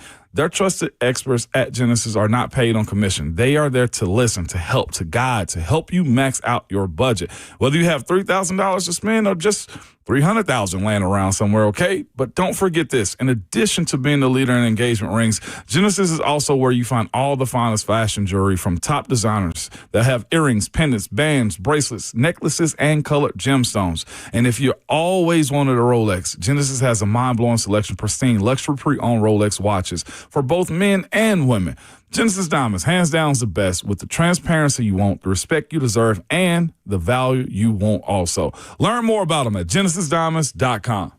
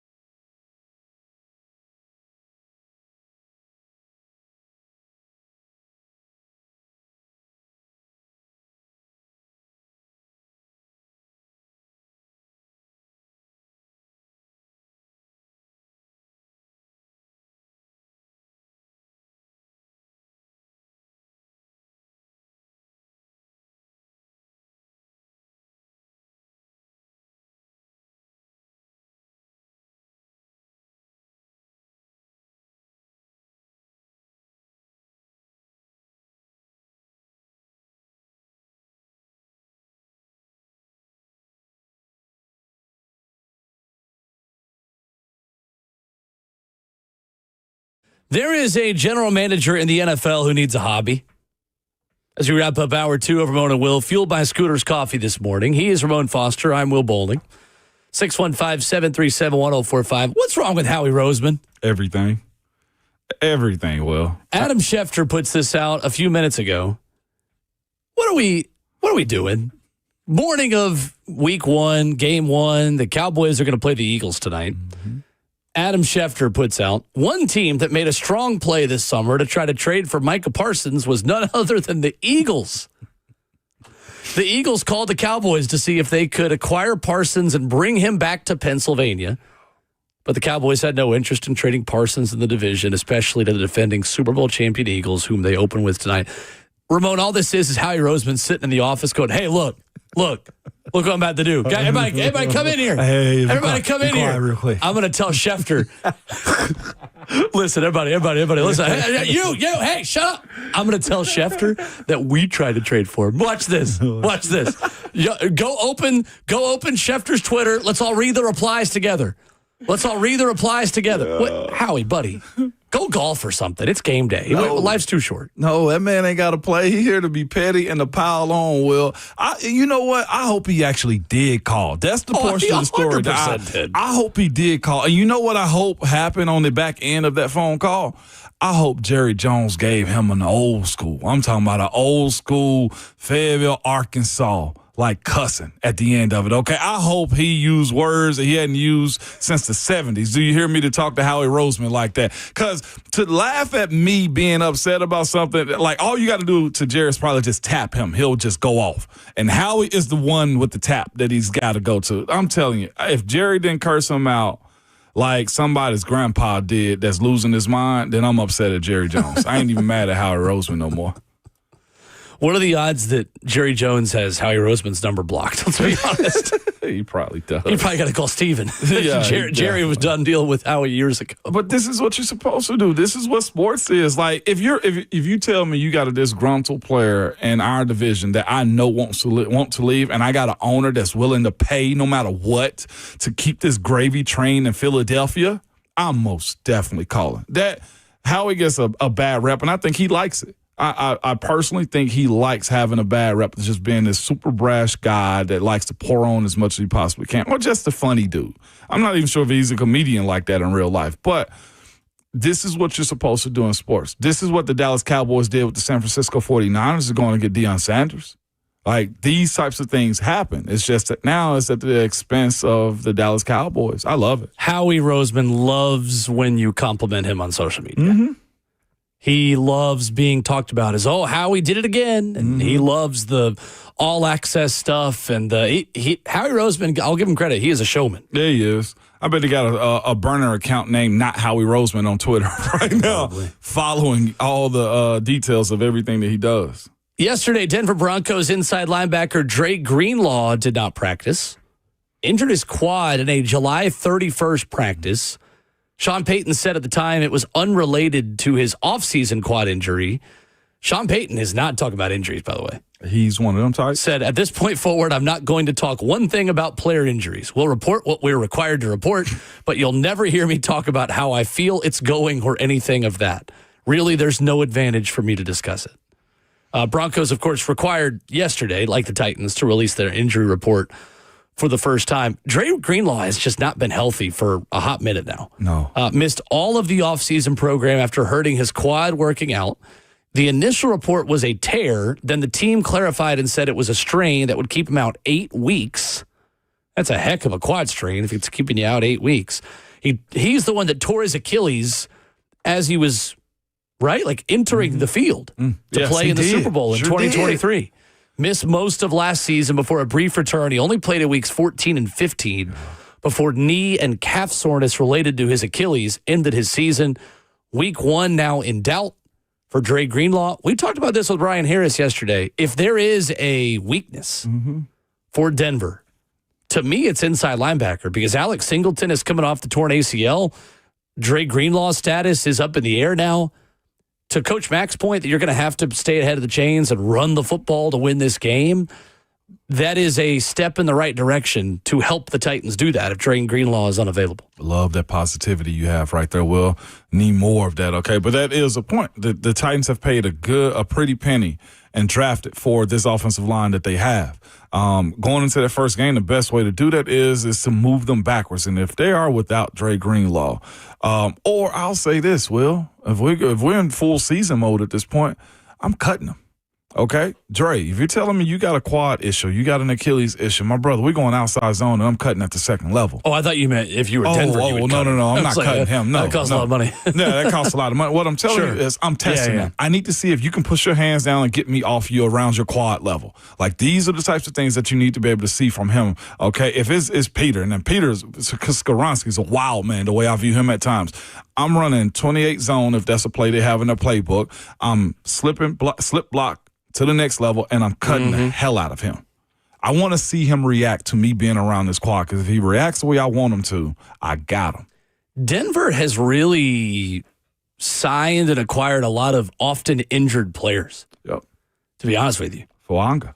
Yeah, Talanoa Hufanga. Yep. The same way. Yep. Another guy who was not healthy last season. If he's right, he is as good as it gets. Fifth-year player, played 7 games last year. ACL injury in 2023, a wrist injury that kept him off the field a season ago.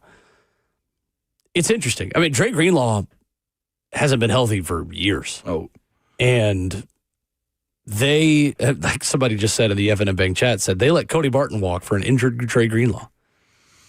Went into the offseason, I'm showing false hope, thinking that it's going to be okay. Like, yeah, I'm terrified for players that have the Achilles injury. I know. It's because you feel bad for people that have to deal with it. It is because guys are so explosive, and that's a lot of weight, and they're big individuals. It's not like the runners, respectfully, will I say that, but it's not like not like the runners that just have to control themselves. No, right. What I'm saying is this, like that push on push, or the old school song we grew up to, hey, the knee bone connected to the hip bone, like those muscles, that Achilles attached to that calf. That calf, if you overcompensate, it affects the left side of your body if the right side is hurt. Then it's the quad issue. Then I can't strengthen myself up. Like, that is a very that's a serious injury right there, especially at his position. No, I've told the story before that, I mean, a big reason why I stopped running at Tennessee after a year and a half was because I was never healthy with my Achilles. I also wasn't good, but that's beside the point for this part of the argument. But my senior year in high school, I hurt my Achilles because I got a new bed and I started sleeping on my other side. And literally, my glute was weaker on that other side because I wasn't sleeping on it anymore. So because of weakness up more on the top part of my leg, I changed the way I was striking the ground and running, and it hurt my Achilles because then it was being pressured in a different way in a different part of my foot. Literally, it is that simple and that fragile. That is a difficult muscle and part of your body to get right again. That's the only experience I have with like any kind of legitimate injury. I never tore or broke anything, but that's about all I can add, Ramon, for my athletic time at Tennessee. I saw it happen live one time in pre-practice. I don't ever want to see that again. Dude thought somebody kicked him in his heels. Like, what you talking about? Nobody kicked you. Then the realization hit us all. And we were, hey, trainer! And that was the last he ever played. I just got the heebie-jeebies from that. Think about how I felt after that. I can't imagine. And it was going into the regular season, too. The young man was just about to make the practice squad. I respect so much how you guys can watch injuries like that happen and then go out and still give 100% effort. Imagine the Shazier situation. Whoa. And I myself had an epidural, which is what Michael Parsons had. That, like, when Shazier's situation happened on the field with his back and lower body, all I was thinking to myself, and we talked to Cincinnati, it sounds like, hey, let's just make it through this thing. Sucks. 615-737-1045. Coming up, the Titans injury report from yesterday, plus Brian Callahan on Tony Pollard managing a heavy workload on Sunday in Denver. You'll hear from him coming up next.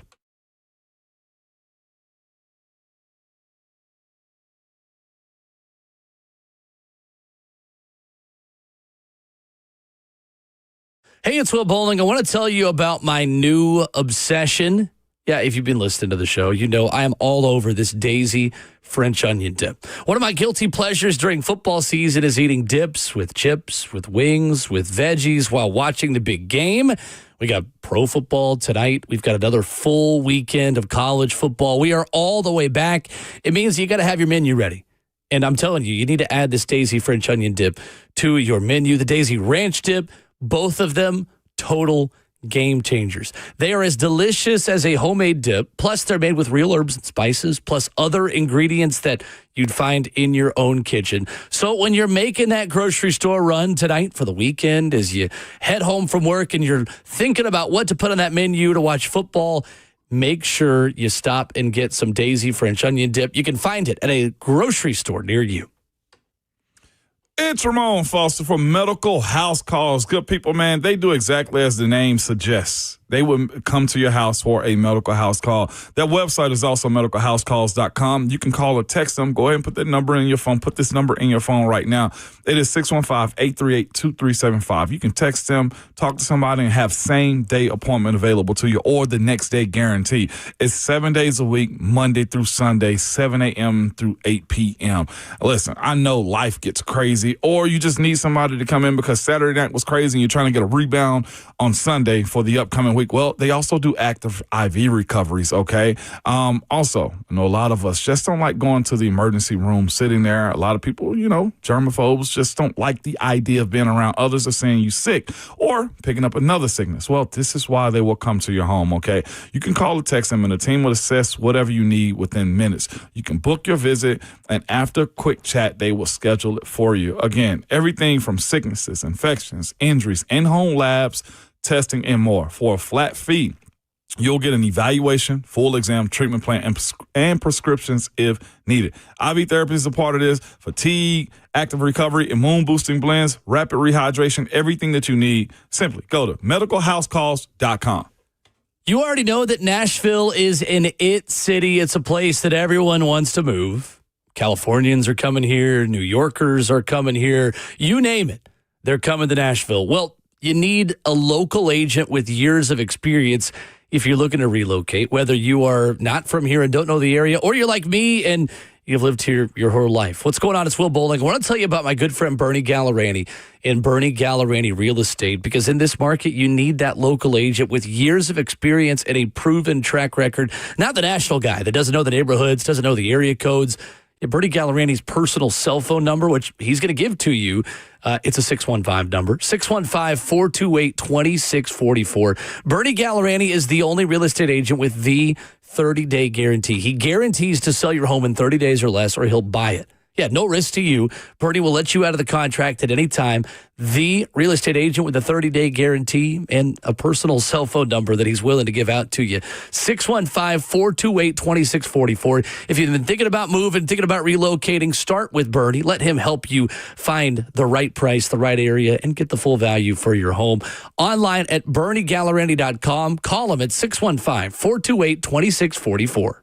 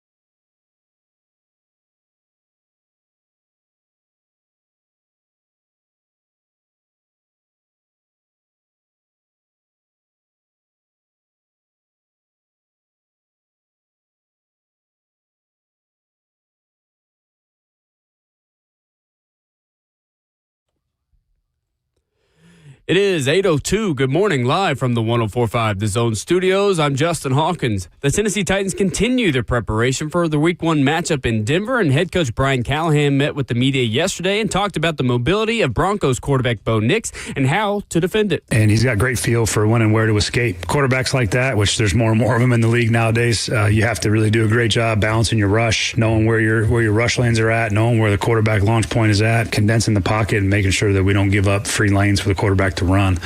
The Titans dropped their first injury report for Week 1 yesterday. Left tackle Dan Moore Jr. did not practice due to an ankle injury, and both cornerback L'Jarius Sneed with a knee and safety Kevin Winston Jr. with a hamstring were limited participants. For the Broncos, both tight end Nate Adkins with an ankle injury and linebacker Dre Greenlaw with a quad injury did not practice yesterday. In NFL news, Week 1 of the NFL season officially starts tonight for Thursday Night Football with an NFC East showdown.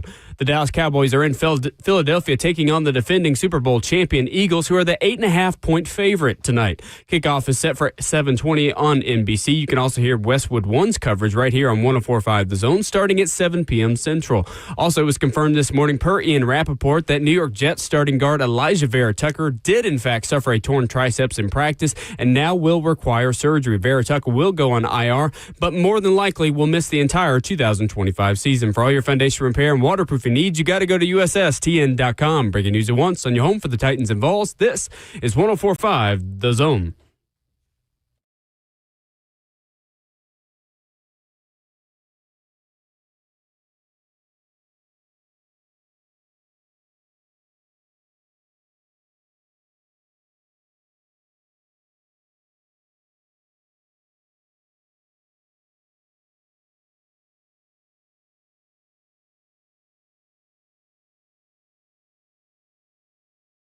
Hour number 3 of Ramon and Will is off and running on 104.5 The Zone and streaming live on Zone TV.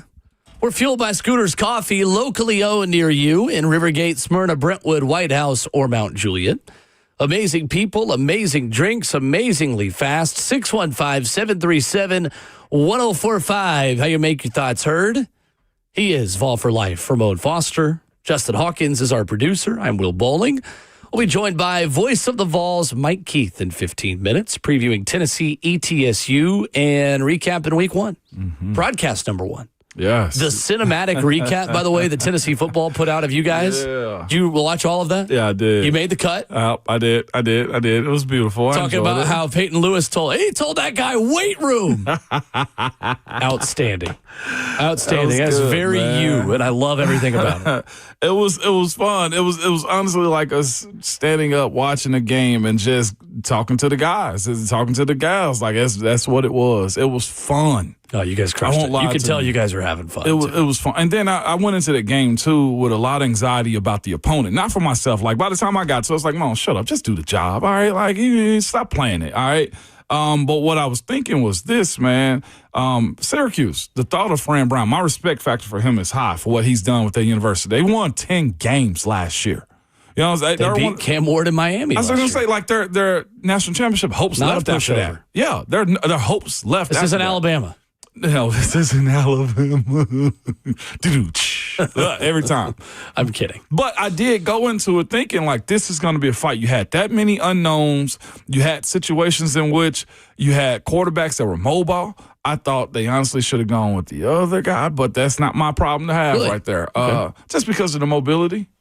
I was thinking to myself, if you want to smack Tennessee in the mouth, then you probably want to have somebody that can get outside the pocket and run a little bit. But looking at their offenses, I dove deeper into it. Sure. They threw 60% of the time last year, and it's hard for a Zebo to change his stripes. So they went with the guy that was able to throw. Yesterday at Ascension St. Thomas Sports Park, the Titans released their first injury report of the 2025 season. L'Jarius Sneed and Kevin Winston Jr. limited. Dan Moore, non-participant, ankle. Ramon Foster, for those who were not awake this morning to hear the answer to this question earlier, what is your concern level on the Titans left tackle missing practice as a full non-participant yesterday? 4 out of 10. That's where I'm at. It's problematic because it's a big guy with a lower body injury.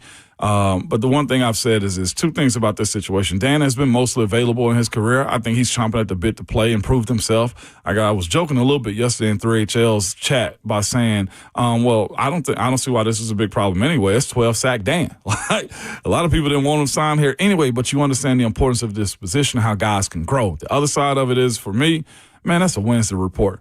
See me on Friday. And better yet, the Saturday report is a whole lot more important, too. If I see him as an FP on Friday or even an LP, limited participant or full participant, we're good to go. I never paid attention to it other than the fact of saying, oh, what is his issue? He's got an ankle? Well, I'm probably going to try to test that. Right.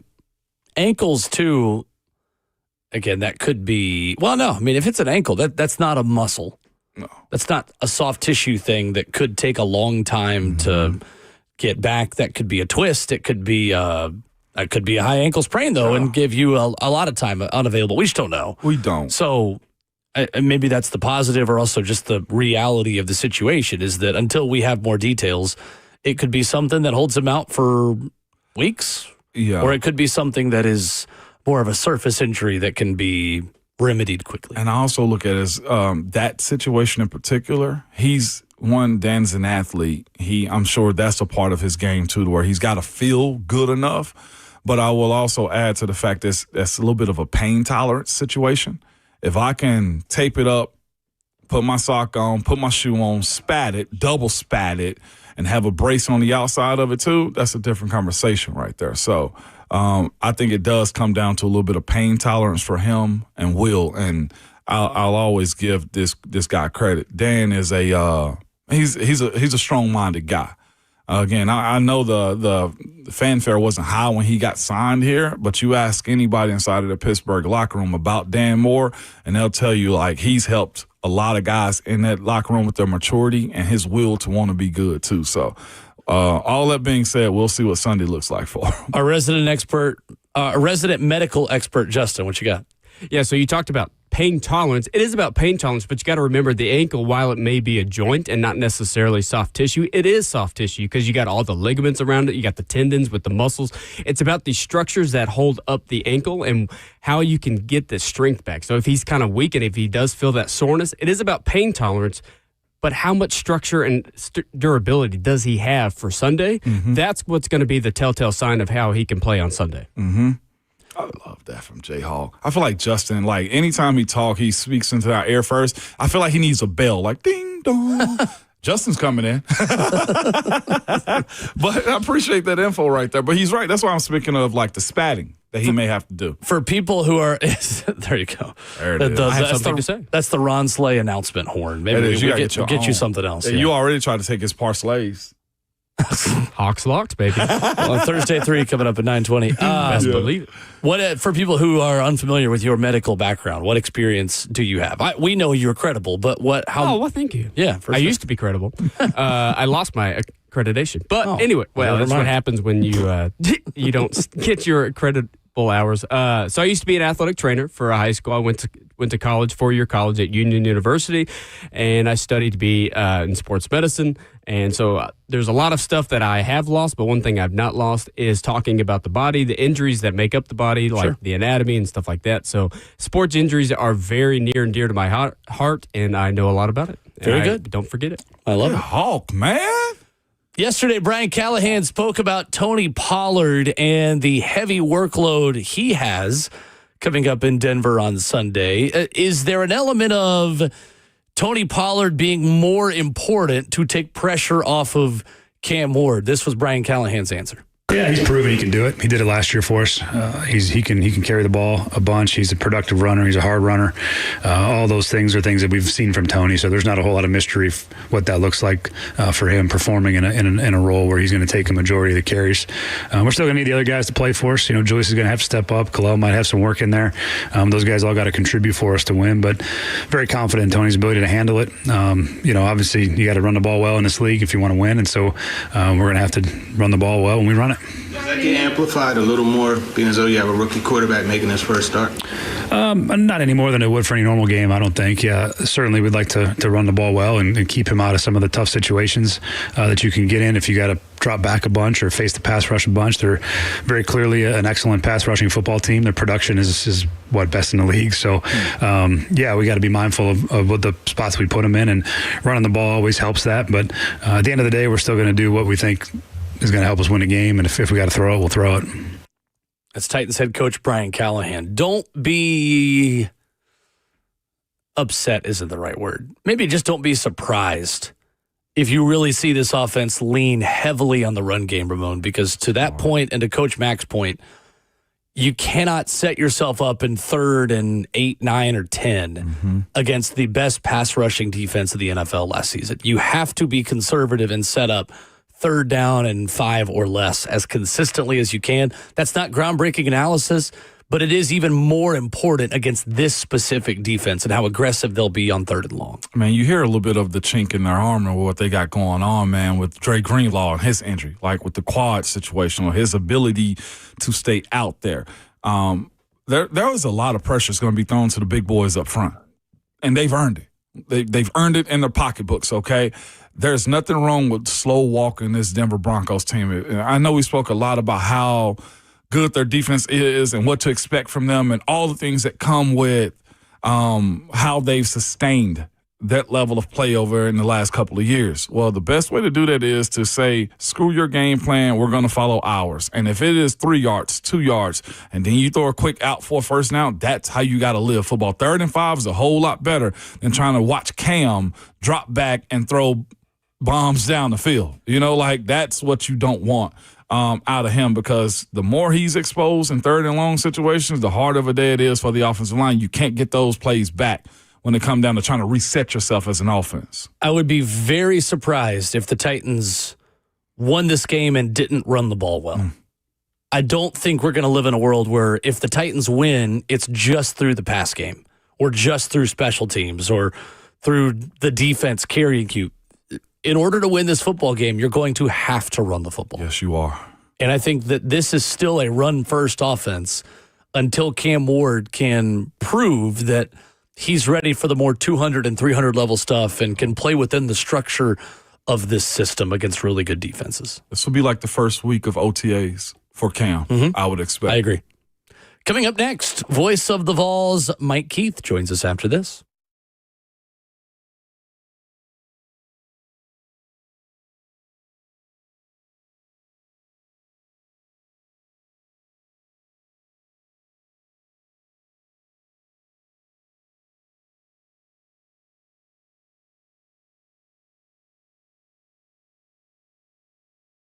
Did you know that up to 50% of the air you breathe in your home, well, it comes from your crawl space? Have you ever looked in your crawl space? I get it. Most of us don't even want to know what's in there.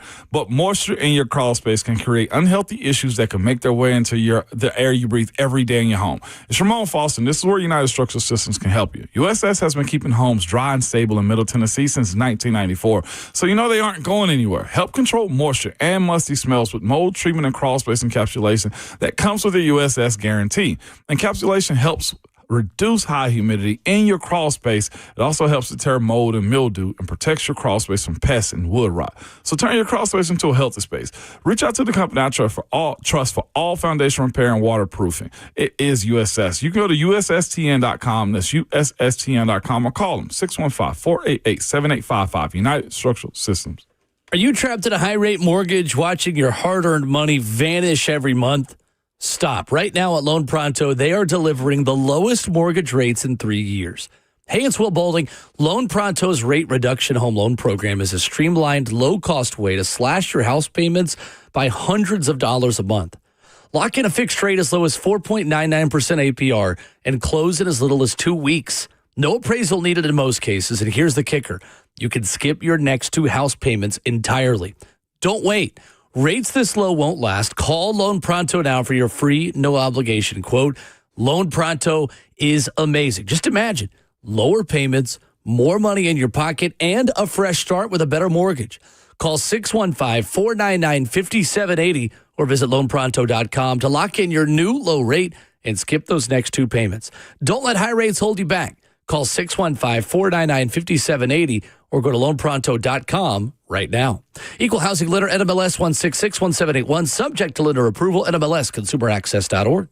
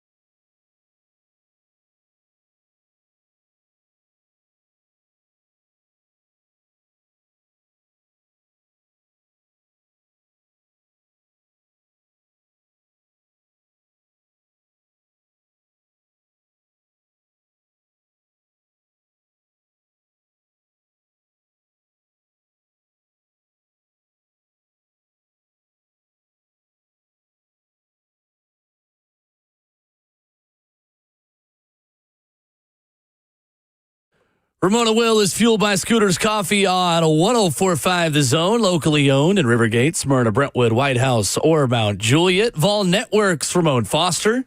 Justin Hawkins, our producer. I'm Will Bowling, joined as we are Thursdays at 8:20 by Voice of the Vols, Mike Keith, presented by Two Rivers Ford and Volunteer Traditions. Mike, good morning. How are you? Good morning. How are you? We are good. I wanted to start just with the behind the scenes of the broadcast and what it was like for you personally, Mike, on Saturday before we dive into on the football field. How much fun was it? What was going through your head as you said into a microphone with Pantone 151C and a power tee on your chest? It's football time in Tennessee. You know, I got to be honest. It was surreal. The whole thing, the whole experience was surreal. Getting a chance to sit on the front row of the Vol Network booth was crazy.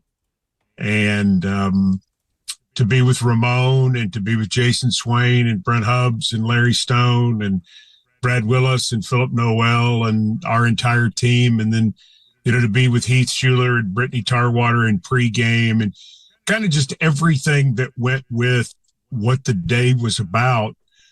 It was surreal. It was really, really special, but more importantly, it was fun. And I hope that came across to the Vol Network listeners that we had a good time and that we're going to try to have a good time every single week. I mean, that's going to be the goal because this is what this is all about. We're going to do a good job and try to have as much information as possible. But I hope it, as I've always hoped with any broadcast I've been involved in, I hope it sounds like a bunch of people who are having an enjoyable time doing a broadcast like we're watching a game together, like we're all sitting around and enjoying it. And I thought our crew did a really great job with that. And I hope the audience got that out of what we were able to do. Mike, it was terrific. It was so much fun. You could tell you guys were having fun. We talked about that. Ramon and I did earlier this morning. That was the biggest thing. You could tell you guys were having a blast. Was there a pinch me kind of moment? Like, did you take a step back in game at any point and kind of realize like, whoa, I'm really doing this? Like, what was that balance like in game for you, Mike? Yeah, when I realized the game was going on for 37 hours, that was it's like, oh, yeah, it's college football. Yeah. Yes. It was a long game. I got to tell you, man, my primary focus this week is getting in shape because, brother, I am out of shape. To answer your question, seriously, I don't think there was any one moment. Okay. I think it was really just the whole day and getting on the bus afterwards and realizing that, you know, we had done a broadcast on the Vol Radio Network it was just a great thrill overall. And to know all the outstanding stations like 104.5 The Zone who carry us throughout the state and knowing that list of stations and what Tennessee football means to so many people in our state and to have involvement in that it's just extra special. And it gives us a real sense of purpose to get back this week and try to do a better broadcast against East Tennessee State. I mean, we realize we have a lot of things to work on and been writing down a lot of notes and going over a lot of things, and hopefully we'll be better this week. Mike, what does success look like on the field this weekend for Tennessee? The opportunity for more young guys to play, the opportunity to continue preparation for Georgia, but most importantly, to get to 2-0. What are you looking for from this team as they take the field in Neyland Stadium for the first time? No, you hit most of the things that I think are really important. You obviously want to win the football game.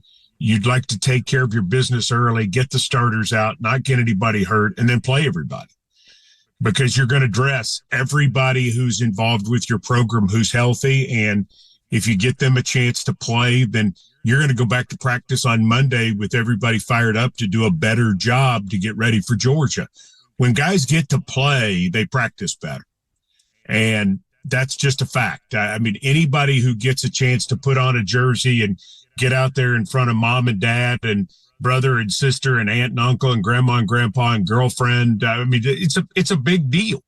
And for those people who are like walk-ons, for example, to get out there and to get a chance to play and say, I have played in a Tennessee football game would potentially be mind-blowing, and they're going to show up Monday ready to do a better job on scout team. And those things factor into a program. And that's where Josh Heupel is right now, is he's built a program. And when you get to that point that you have full buy-in from not just man 1, 2, and 3, but all the way down to man, 101, 102, 103, 104, 105, it's a big deal. So I think that's what this is about more than anything else for Tennessee this week, is to take care of their business and get everybody that can possibly play on the field in action if they have the chance. Now, Tennessee had one of these against Austin Peay that didn't work out that way a few years ago. And, that causes you a lot of pause. So you want to be in a situation where, because you play at the level you do, and East Tennessee State's in a different place, and I don't mean to take anything away from them, but if you take care of your business, you're going to get a lot of people the chance to play this week. No doubt about that. We're joined by Mike Keefe, voice of the Vols this morning. Mike, with that being said, I think it does start with the Vols on this one, man. And number one for me is Joey Aguilar. What was your takeaway from him? That was my first time seeing him live, along with a lot of Vol Nation, man. What did you think of his poise, his ability to make plays, and just what he can mean for this team if that was a great outlook to the start of the season he had against Syracuse? I think, and I've said this more than one place, but it hasn't changed, his overall performance as quarterback of the University of Tennessee was A++. Mm-hmm. And that is running the show, being in charge, not taking delay of game penalties or needless timeouts, not making horrendous decisions, not, just everything he did in terms of operation was excellent. Are there better throws that he can make? Yes. Did he have a fumble? Yes. Are there things that he certainly could have done differently as far as decision-making? Of course. But that's playing ball. And that's always going to be playing ball. And that's the only way to say it. When you play and you compete, not everything is going to be perfect. But the first job of the quarterback is to run the show. And he ran the show to an A++ level. He can play better. But I really loved what I saw out of him, looking like the 24-year-old that Tennessee hoped they got when he came in May. And I thought that's exactly what he looked like, steadying the ship and running the team. No doubt about it. Well, speaking of running, the three-headed monster man of Star Thomas, Deshaun Bishop, Peyton Lewis, and also I'll throw in there too, Joey Aguilar, as strategic as he was with his legs, was good on last Saturday, Mike. That's got to be the case this upcoming weekend for the rest of the season. What do you think about that trio of running backs that they have right now? I don't think you feel like the Dylan Sampson departure is a problem anymore. You're still, you still got questions on the offensive line, because while they played well, they'll face better defensive lines than they faced in Syracuse. You've still got questions about the wide receivers, because some guys need to come on. You certainly got some questions about the secondary, even though they played well, because they're down a couple of parts right now. But questions about running back, zero questions about running back. And that's to take nothing away from Dylan Sampson. It's just showing that Dylan Sampson was leading a core, and that core is still playing and still working together. And to add Star Thomas to Bishop and Lewis. And listen, I think DeJuan Morris has tremendous potential as well. And I wonder if we'll have a chance to see him play. Maybe even Justin Baker, who played special teams this week, Hunter Barnes, who's been a valuable player as a walk-on from Memphis. I don't think there's any problem in that group, and I think that should get Tennessee fans very excited. And I think one other thing too, Ramon, I'm sorry for the long answer, but good. I think the effectiveness that those guys potentially can have in the passing game can be an added facet to what Tennessee does offensively, maybe that they didn't have as much a year ago. And to help out Joey Aguilar, that can be a big factor as well. Voice of the Vols, Mike Keith, our guest, presented by Volunteer Traditions. Mike, the defense had a couple of great performances from two corners. One, older guy in Colton Hood who comes in from Colorado. The other, an unproven freshman in Ty Redmond who really showed himself well. What impressed you the most about those two players, and what do you think the staff has liked about Ty Redmond specifically and how quickly he's gotten up to speed within Tim Banks' defense? I think what you understand, and Brent Hubbs has a great piece about Ty Redmond on VolQuest.com right now. This is where you are, Will, at this point in the program in year 5, and having the same secondary coach and having the same defensive coordinator and having the same group who's running your recruiting office. Your evaluation is excellent at this point, and you know what you need. Ty Redmond was not a highly recruited player in terms of 5-star and all the camps and all of those sorts of things, but he fits exactly what Tennessee does now. And because they've done it for 5 years, they can evaluate and can identify guys who fit them perfectly. And I think that's what's exciting about having a coach in place and a staff in place and a recruiting office in place for more than 2 or 3 years, like what Tennessee was seemingly going through over and over and over again. Now they've got a program. And so you go out and you find him. Same thing with Colton Hood.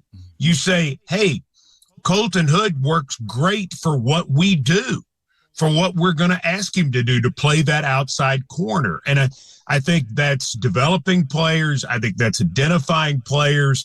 And I think that's putting players in the right position to win because, you know, I don't know enough about football to understand this, but I've been around it long enough to hear people talk about, you know, sometimes you go out and you get guys and they don't fit what you do and you think, oh, this guy's a bust or he's not very good. But how many times do people go to the right system and they excel? And I think these are players who have talent, players who have fearlessness, which is something that they want in this secondary. And they're both longer players. They're not small corners. They're longer players who have the ability to cover one-on-one and have no problem doing it. And I think we had a chance to see that in Atlanta from both players. No doubt, Mike. That is fascinating. It's going to be necessary this week, too, on building some of that depth. Like you said, not to belittle what ETSU is as a team, but you do have to look at this weekend and find answers, especially on the interior defensive line. Will you play Ethan Utley a little bit more? Where's Nathan Robinson going into this game?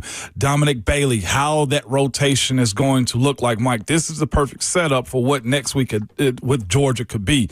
How do you view this upcoming weekend against them? I saw the tape. They're running quick tempo. It could be somewhat challenging, especially having Cade McNamara as a quarterback too. Yeah, and Jacoby Criswell too can really run. He's a big quarterback that can run. McNamara is more of the thrower, but they ran for 392 in beating Murray State, and they have a lot of backs, which is impressive. They do like to go fast, which is not a surprise looking at who their staff is. And overall, I think you're going to see Tennessee try to find more depth, but I've got my eye on one guy for sure, and that's Tyree Weathersby, number 18. He had been in the program for 2 years, got a chance to play a lot on Saturday in Atlanta, and had 6 tackles, showed up big. He may start on Saturday against ETSU. These are the types of players that you've had in the program that Rodney Garner has developed, that if he takes that next step, that's a big factor because Jackson Boy's not going to play. So he's going to get a chance to play. You mentioned Ethan Utley's going to get a chance to play.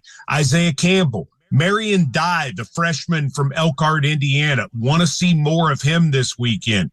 You need to identify guys who can be rotational players, not just for this week, but when you face Georgia and UAB and Mississippi State, because they want to play a dozen guys in the 4 spots, including the Leo, which is sort of the hybrid outside linebacker defensive end. They want to play that many guys. They want to do that, and you've got to prove it. You've got to prove it on the practice field, and that's where I'm headed right now. I'm headed to watch practice.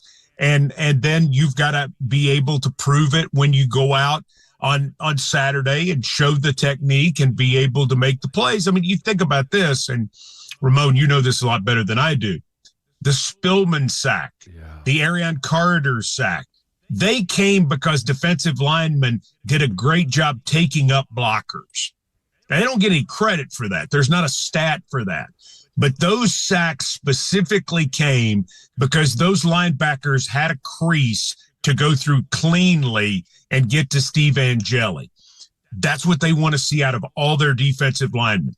Play that well, take care of business, and be in a situation where you're doing your job, handling your technique, and your responsibility. Some of those young guys should get that chance this week. Mike, on the way out, how strong of an impression do you think freshman quarterback George McIntyre has made on this staff, and how important of an opportunity is this for not only him, but also Jake Merklinger? If you want to rest Joey Aguilar and feel like you have the chance to play some young guys, how much will this coaching staff emphasize the live game reps for the ongoing competition of who the next quarterback is? I think it's big. I really do. George McIntyre's blown everybody away. There's no question that everybody thinks G-Mac is a guy in the future who can be something very, very special. With the redshirt rules like they are in college football, this is a game that McIntyre should have a chance to play if you take care of your business. I want to see him. I want to see Merklinger.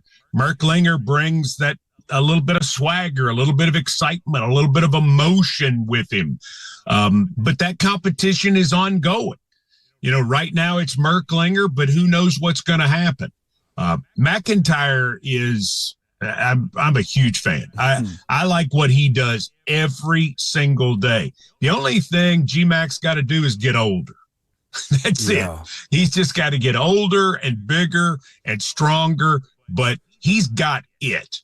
George McIntyre has it, and I can't wait to see him have a chance to play. I can't wait to see Merklinger have a chance to play as well, and you're excited about that for all of those reasons, but also because it means that you could get Joey out of the game and have him be as healthy as possible for Georgia. Mike, I know we've talked about this with Brent Hubbs. It's been a minute since Tennessee has had a homegrown quarterback, and even beyond that, a Middle Tennessee homegrown quarterback, Mike. I mean, there's something cool about that for George, and if this is the opportunity to make his debut. I know a lot of people that know George very well are listening to us this morning and every morning here in Middle Tennessee, but it's been a minute, hasn't it? Historically, Tennessee has not had homegrown quarterbacks. Right. You know, that in the history, of course, Tennessee's only had quarterbacks for 61 years, because Tennessee and UCLA were the last two programs to run the single wing. And so that, you know, there weren't a lot. There were some in the early 70s who Chip Howard was a player from Knoxville who was a massive recruit. He didn't quite take over. David Rudder was a quarterback from Knoxville who started for a minute when Jimmy Streeter had a problem. Overall, Randy Sanders was thought to be the next guy, but Jeff Francis ended up being that. Andy Kelly is really the guy. Yeah. You know, he's realistically the measuring stick for the in-state quarterbacks. So, yeah, I mean, it could be a really big deal to have somebody like George McIntyre take over for a couple of different reasons. And one of the reasons I'm so excited about George is, man, he loves Tennessee. He loves being here. He's committed to the program. First of all, he's a great young man. I'm just a big fan of him personally, but he's got the right stuff about him. He's going to be just fine. Again, the only thing George needs is to get older, and most of us don't need that. Well, Mike, you know that I also played quarterback too. This is not the first. Well, that's fair. Quarterback, kicker, played in practice, tackle, defensive line. Sorry, I apologize. He is the voice of the Vols. I should have brought that up. You should. I mean, look, we can't be perfect, Mike. But I do have to ask you this on the way out. Sunday after the game, you'll be watching 12 o'clock. Well, what is it? 3 o'clock. Yeah. For Titans, Cam Ward debut also. I'll be glued. There'll be glued. We had somebody who wanted to know if you'd be locked in on that, Mike. That's all it was. Locked and loaded. Locked and loaded. I love it. Voice of the Vols, Mike Keith, our guest. Mike, again, y'all crushed it. Great to listen over the weekend, and enjoy practice. Appreciate the time. Thanks. Thanks, Mike. Voice of the Vols, Mike Keith, with us this morning. Two Rivers Ford and Volunteer Traditions bring him to you weekly here on our show and on 3HL as well. Excellent stuff. I know. Mike. Whole time he ain't mentioned about anything at NIL and us just burning it to the ground like they are in Tuscaloosa. You can't help yourself, Keith. I will not help myself. Coming up, a national nightmare that was broken on the Pat McAfee show that we'll tell you about next.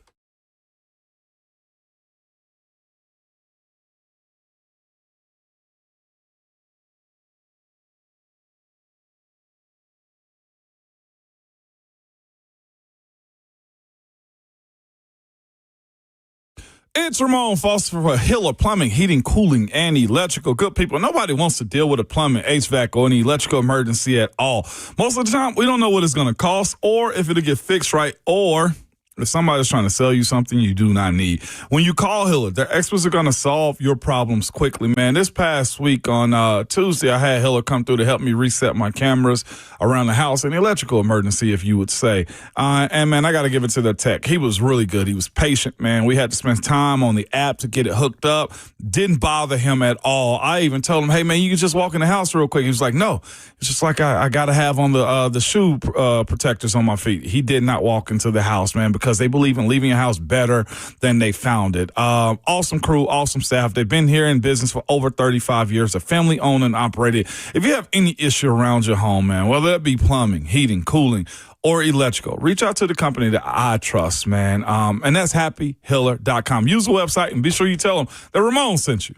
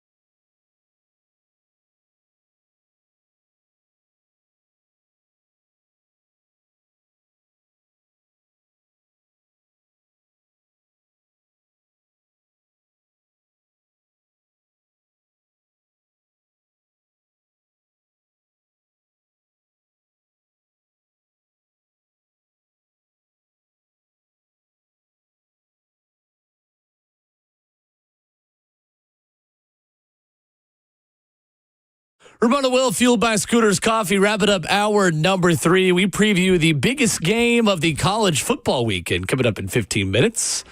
My good friend Tyler McComas on the air in Norman, Oklahoma, going to join us here in 15 minutes. Talk OU and Michigan. The Sharon Moore homecoming. The Sharon coming. Not my best. NFL Red Zone's going to have commercials, Ramon. This doesn't move you as much because you don't watch Red Zone. I don't. It just ain't for me. I get the love for it, though. There is a lot of misinformation out there about this. So ESPN and Disney, through ESPN Direct-to-Consumer, have acquired NFL Network and NFL Red Zone and all these NFL programming things. And according to reports, and Richard Deitch put this out there, this has nothing to do with ESPN. Says this is something that the NFL has contemplated for a while. The Athletic, with the post on this saying, ads are coming to NFL Red Zone. They will appear in a double box format. Viewers will hear the ad audio while Red Zone continues to run in the other box. The plan is to space out a limited number of ads throughout the 7+ hours. The NFL has contemplated and tested for over a year and has nothing to do with ESPN, according to The Athletic. Do you care about this? No, I don't. And the other part of it is, even if it does upset you, you're going to sit there and you're going to take it. NFL is not going to let you stop their money train whatsoever. If it starts, it's not going to end. That's all I got for it. I'll be honest. I don't think this is nearly as big of a deal as people are making it out to be. I really don't think it's that serious. Like, is it frustrating because this was 7 hours of commercial-free football for a long time? Sure. But, I mean, like, it's like playing through on golf coverage. Yeah. Now, that happens on NBC quite a bit more than I think what it's going to happen on Red Zone. But there are times where Red Zone also has nothing to talk about because every game is in commercial. Like, they're going to be strategic with it. If someone's in the Red Zone, they're not going to go to commercial. Like, there may be one time where it's picture-in-picture and there's a 40-yard pick six or something, and we're upset about it. But, like, I don't think that's going to happen very often. I really don't think this is as big of a deal as people are making it out. It's not. It's something to complain about, man, more than anything. It's just upsetting their schedule of what they're used to for the most part, which I get. Again, I feel like, to be quite honest with you, streaming duped us. They absolutely did. Every part of streaming. Now, why do I got to sit through a Zen moment on YouTube TV? Like, Take a moment to relax. You like the Zen moments? I mean, I'm be honest. I do at times. Polar bears were frolicking in the snow? But I can't. Burger King commercial. All right, so now you got me going. I can't watch, and I love this show. It is phenomenal. These people are psychos. I do not get them, which is why I enjoy watching it. I enjoy watching stuff that I can't, well, I know I wouldn't put myself. Mob stuff, absolutely love Mafia, okay? La Costa Nostra, love it, okay? Love all that type of stuff. So I love watching, like, the Naked and Afraid shows. Well, why on that network do I have to wait 3.5 minutes in between when this is on demand? I'm sitting there and the moment's getting really good and you're still showing me commercials right now. No, I've already paid you for the commercials.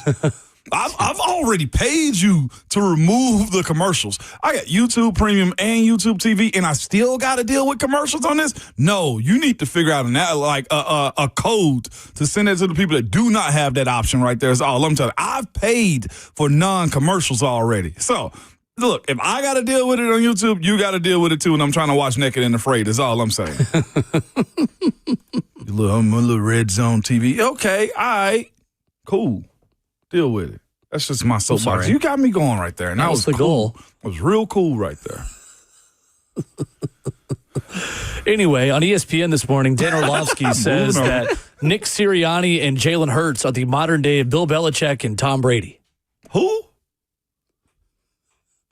Oh, we got to do this stuff. Dan Orlovsky. Dan, you already got the contract. You ain't got to do the hot take stuff no more. And I think Dan's probably a very pleasant person. I see him on social media with his kids. They look awesome, beautiful family. Dan, the contract is set. Even if they fire you, you're going to get some walk-away money. You ain't got to do this. Nobody's asking for that. Modern day Bill Belichick and Tom Brady. I mean, in a way, they are both at quarterback and head coach, and they work together. I think that's where the comparisons end. We spoke about this earlier. Nick when we were talking about the crying tears that Bama fans have. Do you only get these people every so often, man? Listen, let that person be the new version of themselves, okay? Because they didn't want Sirianni at first. It's been so interesting to watch ESPN try to lean into Barstool. And watch Fox literally hire a Barstool show. Yeah. And there's this understanding now from national networks that there's so much content out there, whether it's like us, who are radio and streaming. Tell them, Will. Like shows like Check the Mic, our friends Steve Palazzolo and Sam Monson, Josh Pate's college football show, Andy and Ari on 3, Stephen Godfrey, the College Football Inquirer. Like, there's this understanding now from legacy media of like, oh, it's easier now for fans to get actually detailed analysis that they want about things. How do we be different? And they go the Barstool and I'm going to say something so obscene that you're going to tweet about it route. Right. And that's why shows like First Take and Get Up will never be the same because you guys have options now of like real sports talk. Yeah. Yes. Absolutely. We don't have to do the performative crap. And I like Dan Orlovsky. Dan Orlovsky does a lot of real sports talk too. And he's good at it. It's the thing, like give me more stuff about how Nick Sirianni and Jalen Hurts are going to attack the Dallas Cowboys defense now with Kenny Clark instead of Michael. Like, talk to me about X's and O's. He ain't even been in it. You don't long have enough to talk down to us so much with stupid takes like this just to get attention and for advertisers to see. Like, just get so tired of this stuff, man. Sirianni ain't even been in it long enough to have that title of of Bill Belichick. Number one, he's only got one Super Bowl himself. The other part of that is like they weren't even sure on Nick Sirianni. Heck, they not even sure on Jalen Hurts as a quarterback from week to week in Philadelphia either. Like, let's not do that, okay? Like, I think people were excited to have Kenny Pickett 2 years ago when he came there. Like, think about that first before we start labeling those attachments to people, man, or putting those labels on people. That probably got me more upset than I should have been. But again, this is why you were starting to see ESPN and Fox say, how do we cater to men 18 to 28 and be cool? Yeah, no, and that's exactly what we're looking for right now. I mean, they gotta grab your attention, and that is an attention-grabbing headline from Dan Orlovsky, who doesn't have to do that. What's crazy He's is better than that. we go to them for pure sports, and they don't give it to us often. Coming up next, Tyler McComas. He is a good radio host, knows Oklahoma football, and breaks down the biggest matchup of the weekend, Oklahoma and Michigan, with us next.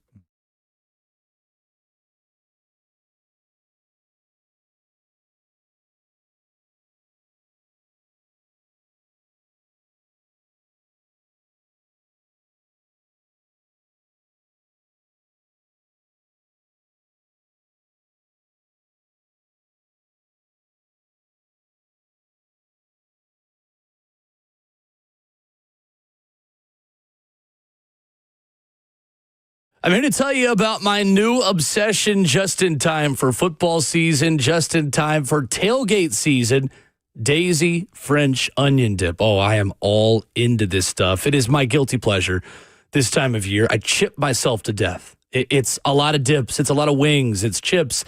You name it, you can dip it in Daisy French onion dip. Daisy has come out with a delicious French onion dip and a ranch dip. I'm here to tell you, these are a game changer.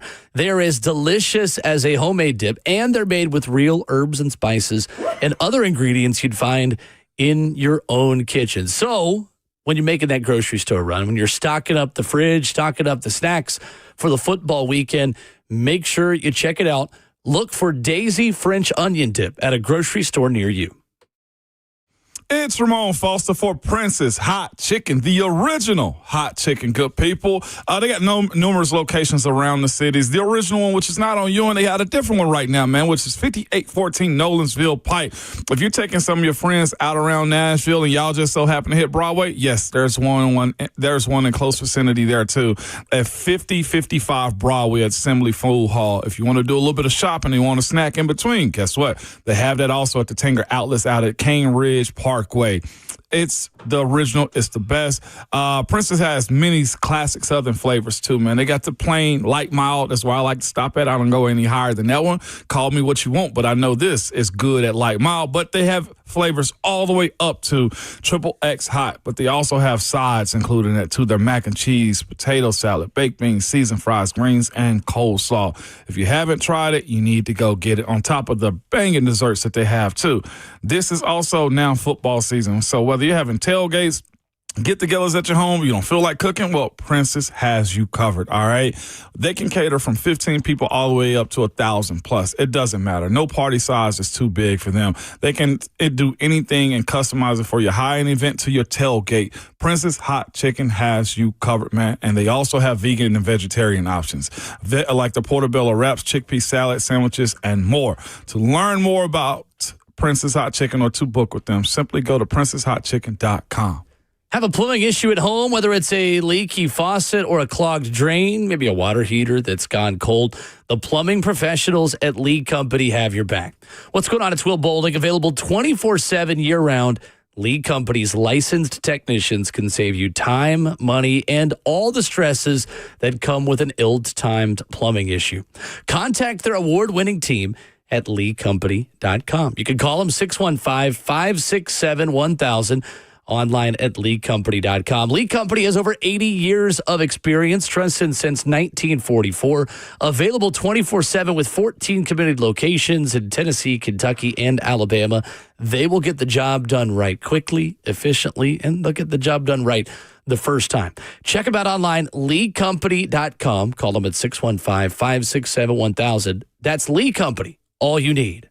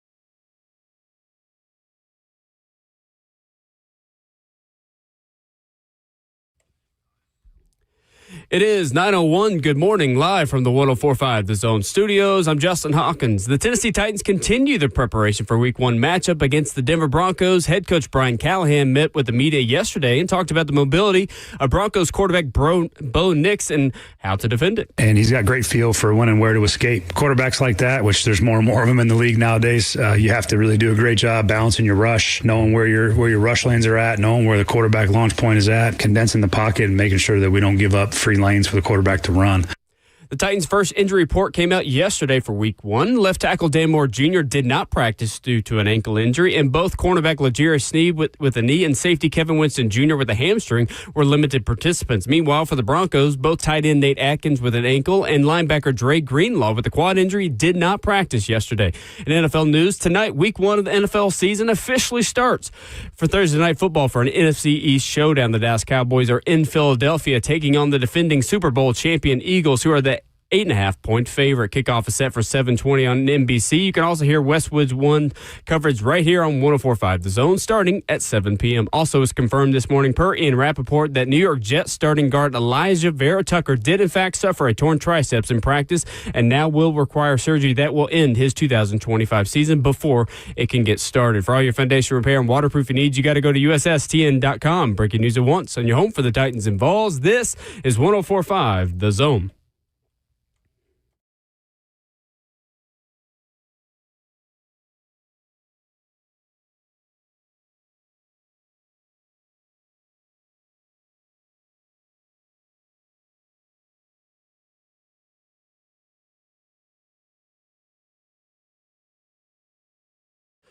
Ramona Will is fueled by Scooters Coffee on 104.5 The Zone with the 11-year NFL veteran and Vol Network analyst Ramon Foster. Justin Hawkins at the controls. I'm Will Bowling, previewing the game of the weekend in college football, Oklahoma versus Michigan. And joining us to do that this morning, he is the host of The Rush on the Ref from 3 to 6 in Norman. Tyler McComas joins us today. Tyler, what's going on, man? How are you?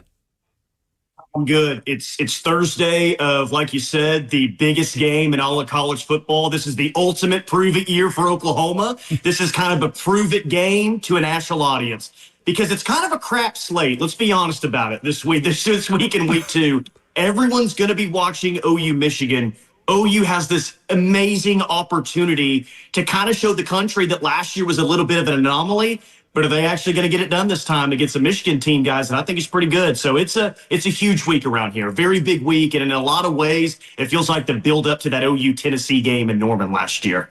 You're exactly right, and that's where I was going to start because obviously Sharon Moore's expertise of Oklahoma, the same way Josh Heupel's with his time there as well. What is the expectation there locally, Tyler, among Oklahoma fans with the pressure on Brent Venables, with the expectations and Heisman candidacy of John Mateer? How confident do you feel like fans are in Norman this week? We've made up a new word. At least our text line made up a new word this year. It's like half nervous, half optimistic. So nerve-amistic is kind of the feeling around here is what we say.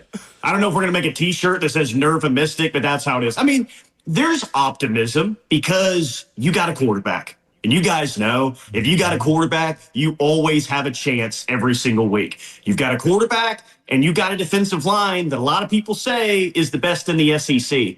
So that's a pretty good place to start. If you feel like you got one of the better quarterbacks in the league, and you maybe have the best defensive line in the SEC, offensive line is like the major question mark right now. But I think everyone is kind of in wait-and-see mode because everyone gets excited, and then they ultimately get let down after a 6-7 season. So people want to buy in. They're excited. They're ready to go for Saturday. But I feel everyone's like on pins and needles, not wanting to get truly their hopes up and get shattered once again. But if they're able to win this game on Saturday, I think you're going to see this fan base really go all in and start to believe that this team can maybe shoot for a college football playoff appearance come late November. We're talking to Tyler McComas this morning, host of The Rush on the Ref. With that being said, is with Oklahoma, you mentioned the hopes of getting to a college football playoffs, man. With that, you got to look at the man up top, Brent Venables, man. How has he been over this last, I guess, like 18 months or more with reshaping and changing the mindset of what last year is versus what this year is going into this 25 season? Well, he's calling the defense, which is what he's been best at throughout his career. He was fantastic at Kansas State with Bill Snyder. He was great at Oklahoma with Bob Stoops, won a national championship, and he was great at Clemson with Dabo Swinney, winning a couple of national championships. I mean, if we're talking about the most, established or successful defensive coordinators in the sport over the last 50 years, I don't know if he's number one, but he's certainly in the top 5. And the question has never been about his ability to call a defense. His question has been about his ability as a head coach. I think for him, it was about getting the offensive coordinator hire right. Because last year he hired Seth Luttrell, who's actually at Tennessee right now with Josh Heupel. With all due respect to Seth Luttrell, and he was on that 2000 national championship team, there's no other way to say it. It was a complete disaster. I mean, in year one as an offensive coordinator, a guy that played here, he made it halfway through the season. I mean, it just wasn't good. So I think a lot of it for Brent was actually making right hires around him on the offensive side because it was so bad last year. He did that with Ben Arbuckle. Everyone's really, really excited about him. But the approach from Brent has been more about taking stuff off of his plate. Because I think we talked last time, guys, about the hiring of Jim Nagy as the GM. Like, Brent now doesn't necessarily have to deal with all the non-head coach stuff that a lot of coaches have to deal with now in college football that they didn't 15 years ago. Like, they hired a GM. They hired an offensive coordinator that's running that side of the ball. Brent is a football coach. That's what he wants to do. That's where I think he excels at. So I think that they took a lot of stuff off of his plate. Now he can just call a defense. Now he can just be a head coach. And I think that that's really benefited him. And hopefully he has his best coaching year to date, because if we're talking about hot seats on the SEC, guys, I think he's right there at the top. No doubt. With that also being said, man, having some assistants. You mentioned Venable's been a defensive guy. You go out and get John Mateer from Washington State and also Ben Arbuckle, too. It's fascinating because I'm going to be a little bit petty because we can, okay? If you don't mind, Tyler, just a little bit. John Mateer said they were throwing freaking money at me, man. Something they can't say in Tuscaloosa these days. But that's been the theme of the show this morning, Tyler. Yeah, well, Bill Belichick called him, offered him a ton of money. Yeah. I think Gronk called Miami, threw a ton of money at him as well. Whoa. But it sounds like, one of the OU wasn't the highest bidder. It's what I heard in this. Like, Miami and North Carolina threw out a ton, which I bet the kid is so glad he's not at North Carolina and that mess that's going on right now, right? Jeez. Yeah. But OU had, they set up a call where Baker Mayfield called John Mateer while he was on his visit.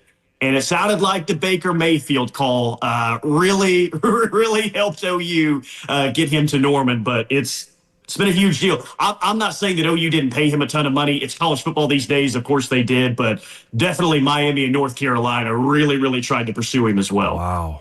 Tyler McComas for The Rush on the Ref in Norman, talking Oklahoma and Michigan with us this morning. Tyler, how do you think Brent Venables tries to confuse and challenge Bryce Underwood? I don't love, from the betting perspective, a true freshman quarterback making career start number 2 in that environment against that defense. How do you think schematically this defense tries to attack him? Yeah, I think it's going to be a mix. I think OU's defensive line is good enough, with their pass rushers especially, to get home without bringing a ton of pressure. So I think it's probably going to be a combination of, we're going to be able to bring pressure off of the edge without blitzing, but at times we're definitely going to bring blitzers as well and put pressure on him. The thing with Bryce Underwood, if you go back and watch that Michigan-New Mexico game, first off, he looked really good. He's got a long way to go in his career. He's going to face some adversity at some point. Maybe it's even on Saturday. But you can just kind of tell if a kid is going to be a really good player or not. And Bryce Underwood, if you just go back and watch that game, I think he's going to be a really good player, guys. Throwing the football, he looks good. Just the body type, he looks good. But Michigan didn't really unleash him in the run game. And I think we're going to probably see a lot more of that from Bryce Underwood. So just making sure that he's not able to beat you with his feet, and just to constantly confuse him and kind of mix up blitzes. I'll say this, even though OU lost the game last year, I thought they did a great job against that quarterback that we won't name on this show that lost by a very wide margin last week to Utah. I thought he did a very good job against that quarterback that we won't name, but the offense wasn't able to pay it off. So I actually, if you're talking about things that would make me feel good about this game for OU, it is just that Brent Venables against a freshman quarterback making his first ever true road start. Tyler, it's funny with how you guys have Bill Bedenbaugh trying to rebuild a new offensive line at Oklahoma. It's kind of similar to the NFL conversation we have here about the Titans, about a legendary O-line coach and Bill Callahan trying to kind of rebuild things. How comfortable, from your perspective, do you think Bill Bedenbaugh is with the progress that offensive line has made already as they face a very stiff challenge in a group of blue-chip recruits and unproven but very talented Michigan defensive linemen? I don't know how he feels, but I'm pretty nervous going into it about the offensive line. Granted, they had some players out in game one that will be back this week, including five-star true freshman Michael Fasusi, he was the best offensive lineman in last year's class. Kid is really, really good, got a chance to be a star here. But, I mean, Ramon will tell you, they were vanilla on offense last week, and that's fine. But even if you're vanilla, even if you've got two players out of your two deep out, you still should be able to line up and run the football against Illinois State. And their longest run by a running back was 11 yards against Illinois State. You know, that's not good enough. And it felt like it was always a fight every single down to get 2 or 3 yards, or when it was 3rd and short, when it was 4th and short, they would convert. But, man, it looked really, really tough. And what do we know about Michigan? Michigan, I don't know if it's their best position group. Maybe that's their backers. But their defensive line is going to be super physical, and they're going to be really, really talented. So, look, I think I speak for all OU fans. That's the position group that you're most concerned about going into this game, not just because of what week one looked like, but because you know what Michigan's going to bring on the defensive line. O-line, O-line, O-line. It was one of the big issues last year. It was the biggest question mark coming into this year. And it is without a doubt, in my opinion, for either team, the biggest position group, the most important position group that's on the field on Saturday. And honestly, how they play, I think, is going to determine the game. If they're just solid, if they're just good, I think OU wins this game. But if they're bad and this Michigan D-line just caves them in and snap out, then I think we could be in trouble. And we might be talking about Bryce Underwood coming into Norman and getting a big-time win. But I speak for everyone. I think everyone's really nervous about it. You do get players back, but week one just didn't leave you with a ton of confidence with that group. No doubt about it. Tyler McComas, just one more for me, man. With Sharon Moore coming in-house like this, how will he be received also? I know when Lane Kiffin came back to Knoxville, there were golf balls and mustard bottles thrown at him. I'm not saying every crowd is like a UT crowd, but how is this one's going to be perceived, man? Because this is a big-time school coming into your place, man, that you got to kind of hold your own against.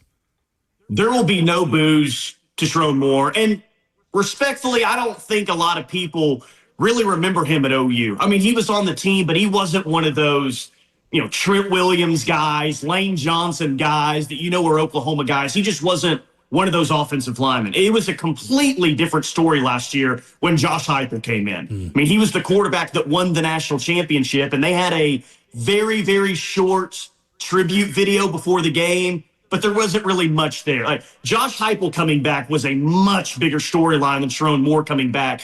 So he won't get booed, and I think people here have certainly been quietly, I guess, rooting for him at Michigan. But will there be some sort of an intro video or anything like that? Probably not. And normally when a guy comes back to town for his first time ever, it's a huge storyline. It's the storyline, or at least one of the bigger storylines. But because this is such a big game for this season, because it's such a big year for the program, because it's such a big year for Brent Venables, because I think this is such a big game for Michigan football, it's really not as big of a storyline that I think most people would think. It really falls down just because there's so many other interesting storylines for both squads as to why this is an important game for both. Tyler McComas has been our guest. The Rush on the Ref in Norman 3 to 6, where you listen to him at Tyler_McComas. Does a great job covering OU sports. Tyler, man, we appreciate the time again, and best of luck to the Sooners. It's going to be a good one on Saturday. Absolutely. You bet. Anytime, guys. All right, there's Tyler McComas. Great stuff with him this morning, previewing the biggest game of the weekend. We give you our picks for the weekend. Time for the Thursday 3 coming up next.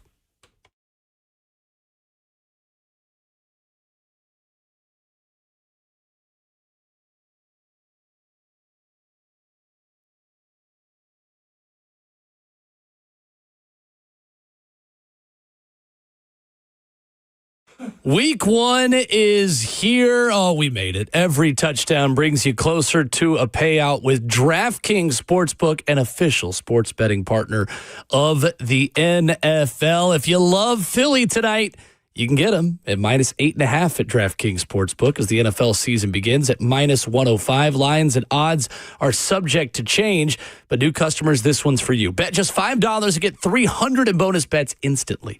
Plus, grab over $200 off NFL Sunday Ticket from YouTube and YouTube TV. Your season starts now. Download the DraftKings Sportsbook app. Use code THEZONE, THEZONE, to get $300 in bonus bets instantly when you place your first bet of $5 or more. Plus, over $200 off NFL Sunday Ticket from YouTube and YouTube TV in partnership with DraftKings. The crown is yours. If you or somebody you know has a gambling problem and wants help, call or text the Tennessee Red Line, 1-800-889-9789. 21 plus, Tennessee only. Eligibility restrictions apply. Bonus bets expire 7 days after issuance. See sportsbook.draftkings.com/promos. NFL Sunday Ticket offer for new subscribers only and auto renews until canceled. Digital games and commercial use excluded. Restrictions apply. Additional NFL Sunday Ticket terms at youtube.com/go/NFL Sunday Ticket/terms. Limited time offer.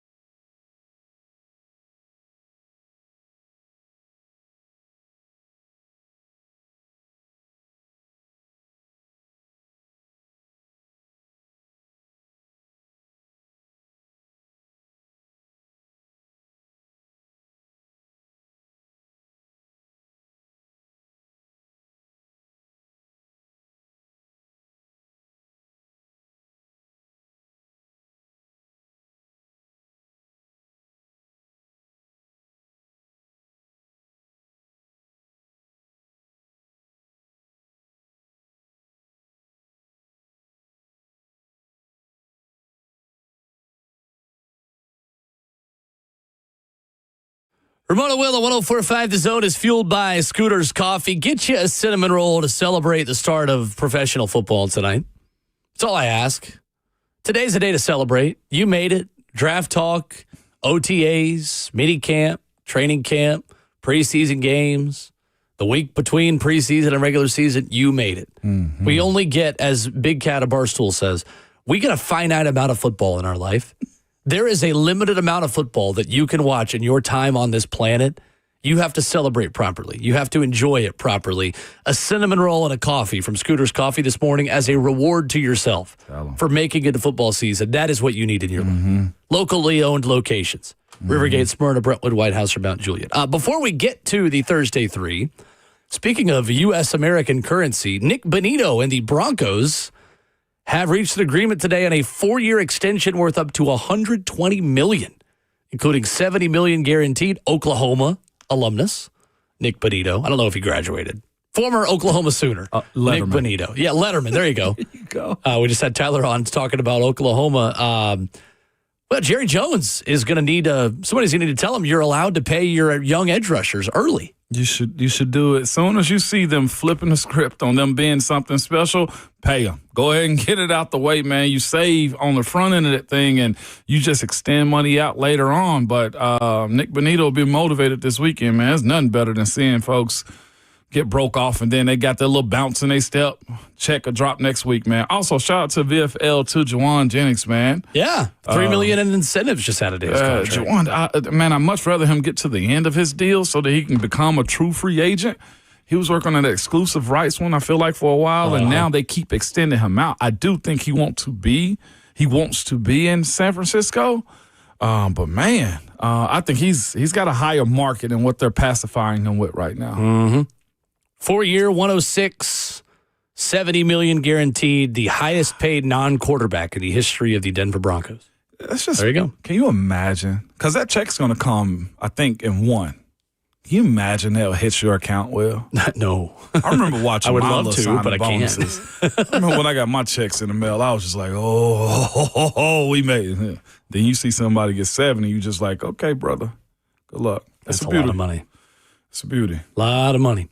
Thursday 3 can make you a lot of money. I don't recommend putting $70 million on our picks, but you could.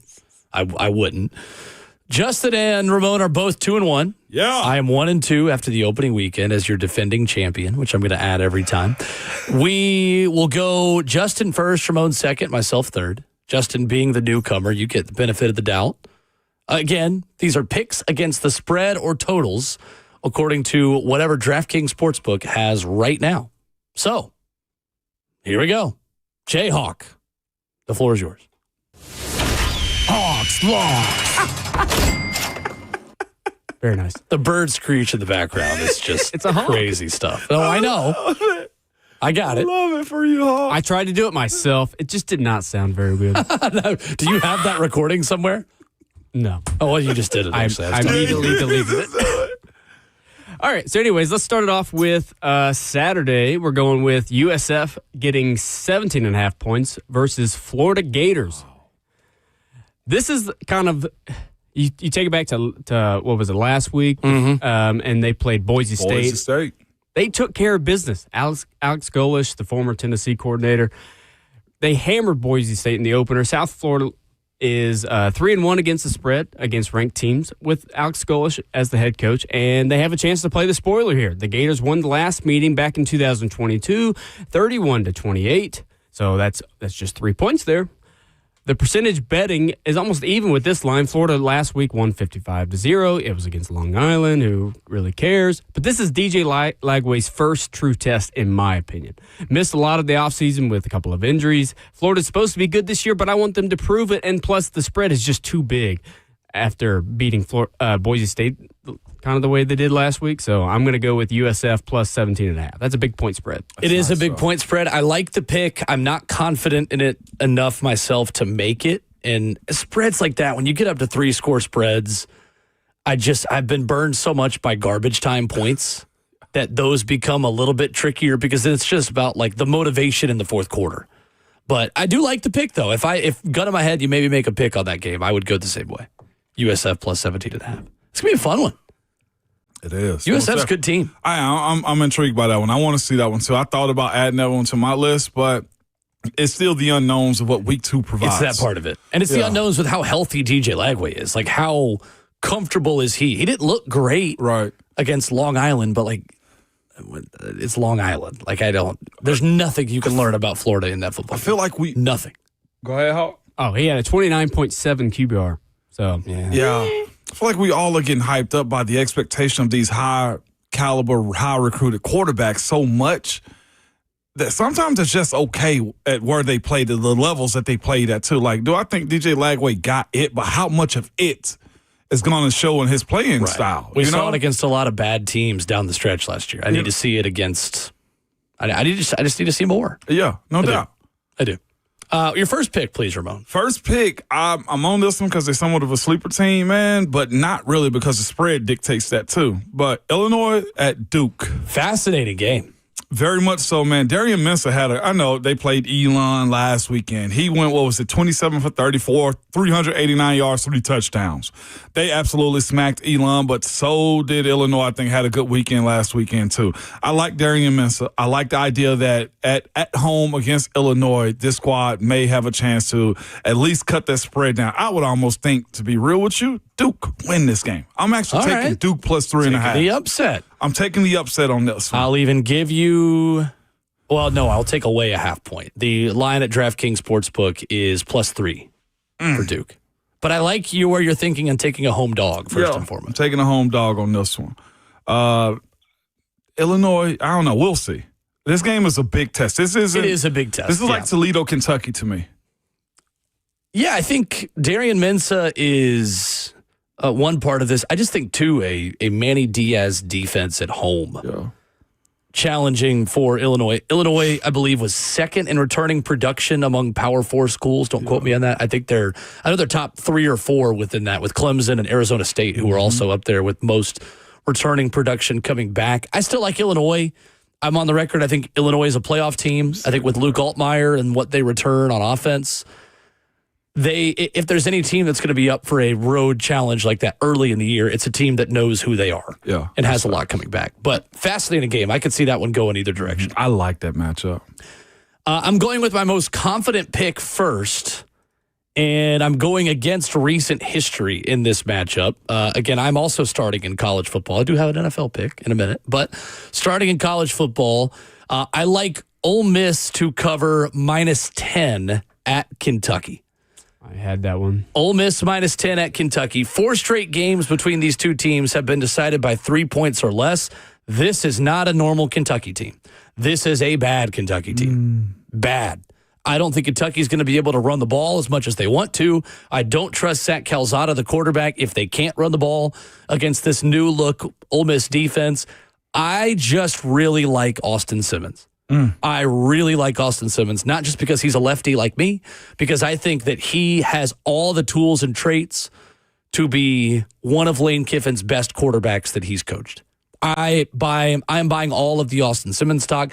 I think we could be talking about him as a 2026 Heisman candidate. This year, a little too early for him, but I think that offense puts up major points, and I think Lane wants revenge and will run it up, considering Kentucky got him last year. That's very true. Ole Miss -10. Oh. In 2-score games like that, too, the motivation of the opponent to continue scoring late matters. And I think that Ole Miss wants to stick it to Kentucky. I think they will, and they will have little problem doing so. Absolutely. Pick number 2, Justin. Oh, it's my turn. I thought we go the other way. We don't go back? We don't do snake. No, not a snake draft like the Ramona Wheel draft. I'm eager for this. Try to keep up. Back in SEC media Sounds like you're picking against Atlanta. Or not Atlanta, Alabama then, but we'll get to that in a minute. Back in SEC media days, did you hear Austin Simmons on 3HO? He's a very smart kid. Yeah, he is. Very smart in this offense. He is. So I may regret He's a lefty, this. of course he is. Oh, you're right.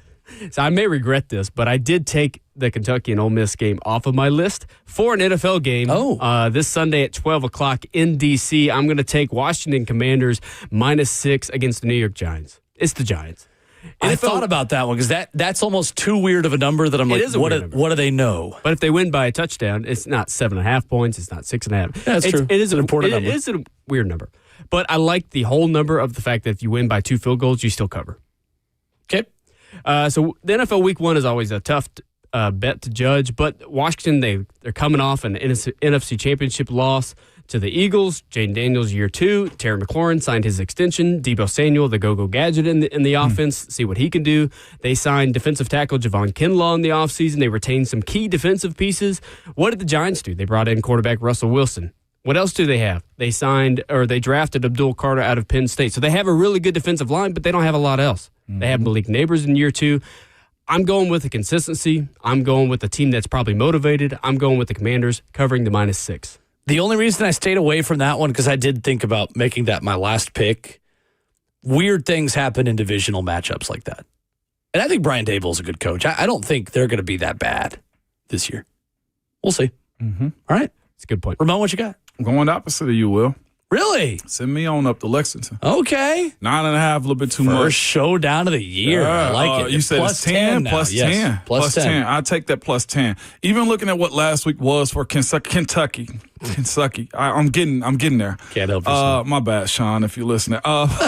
For Kentucky, Dante Dowdle, ran for over 129 yards. They had over 200 on the ground last week. And what we think, and we've talked about for sure, Toledo. And I know y'all thinking, well, it's the Mack. They should have done this. But Toledo's going to be a good team this year. Kentucky had a challenging win, an 8-point win over them. I think they've been tested. I think they're going to go into this Ole Miss game not asleep.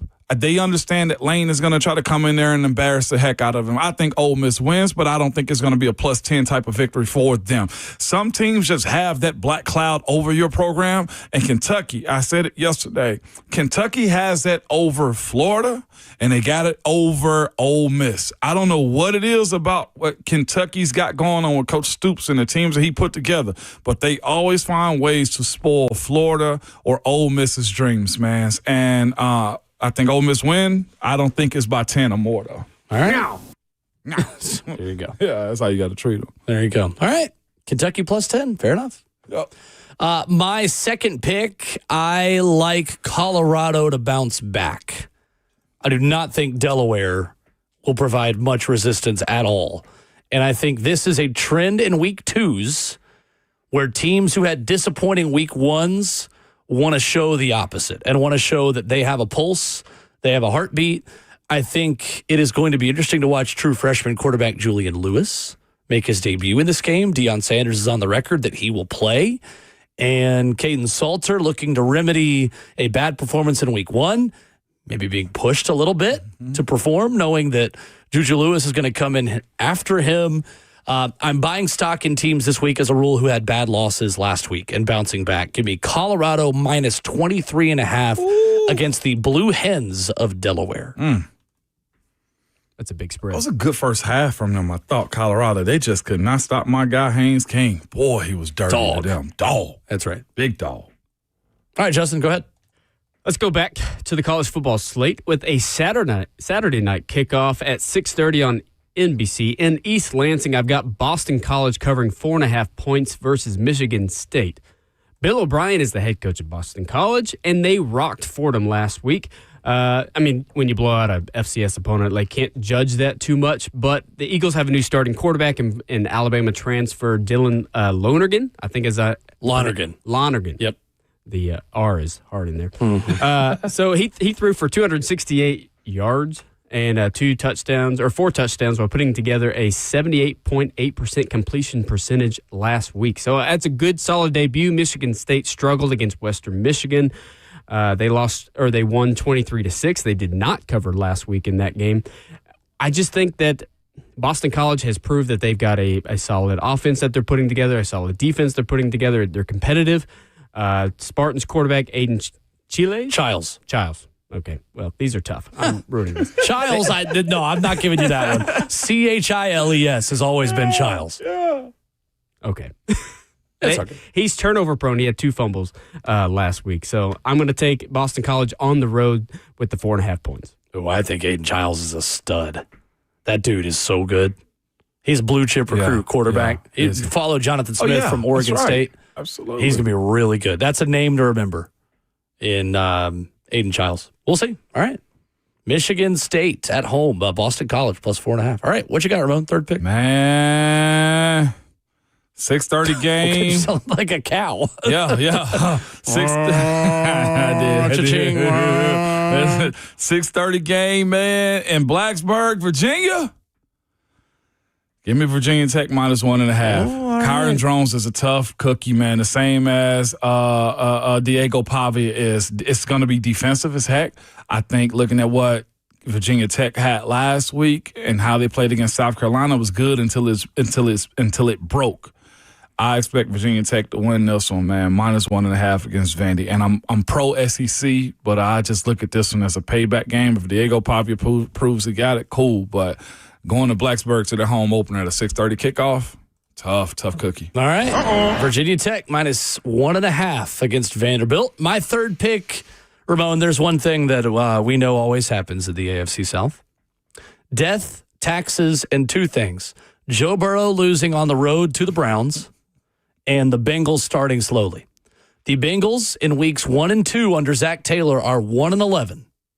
1-11. That's not against the spread. That's straight up. Yeah. The Browns are getting 5.5 points. I will take them. Browns are 6-1 in their last 7 home games against Cincinnati. The Cleveland Browns, of all teams, give me Cleveland +5.5 against Cincinnati, my final pick. That's a good one. That's a real good one. Go on Trends. Go on Tennessee. I hope it's not a double negative of they're bad in weeks 1 and 2 and it's the Browns. Maybe those two cancel each other out and the Bengals win. Double jeopardy. What is, we're fine, to quote The Office. But I think the Browns cover the spread. I think they lose, but I think they cover the spread. Okay. Gotcha. All right. There you go. Picks. We'll wrap up the show with headlines on the way out next.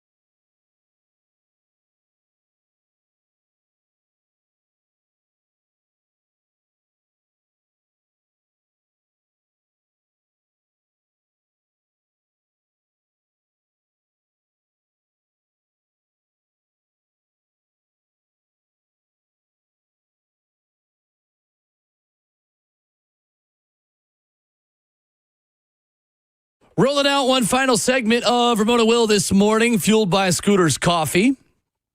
Tomorrow, you can join me at the Mint Gaming Hall at Kentucky Downs.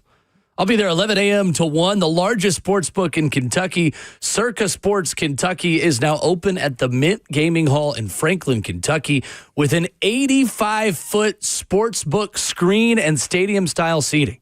This is the best place to watch your favorite football team or sporting event.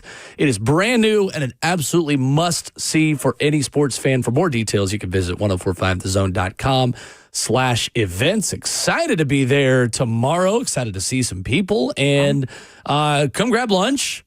Close enough to wherever you are. You can take an hour. I'm gonna be real. I would want to go to this with you, but I can't during the season. Yeah, you can't. I'm gonna be real with you. You're an important mentioning NFL PA and NFL person. This 85-foot screen, like I kind of want to see this in person. Sounds like a great place to watch a football slate on Saturday or Sunday. I ain't gonna bet a thing, but to sit in there and just see nonstop sports and just have like apps and brews brought to you. Sure, that sounds like a damn good time. If you're up north, come see me tomorrow. And there is a brand new pizza parlor, Pie Rollers, within the Mint Gaming Hall as well. This ain't even my endorsement, and I'm mad at it. Okay, like I like this one. This is legit. Got a new hotel there too. Okay, There's you can stop. Live horse racing going on now until September the 10th. So come by and see me 11 to 1 tomorrow, Mint Gaming Hall, Circa Sports in Franklin, Kentucky. Ramon, do you have $8? I got something. You have $8? Hold up. No, keep it because you're going to need it. Oh, okay. Yeah, I was about to say, I got you if you need something. You can buy a ticket to Alabama, Louisiana, Monroe this weekend.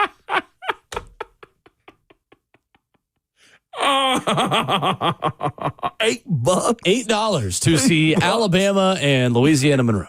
That is from, I believe, Ticketmaster. Man, it's like a preseason game. Y'all get in over there, man. I mean, essentially, that is a preseason game. The DeBoer effect is what we're going to call it. The DeBoer effect. Maybe Alabama fans are just scared of losing to them again, like Nick Saban did. Ooh.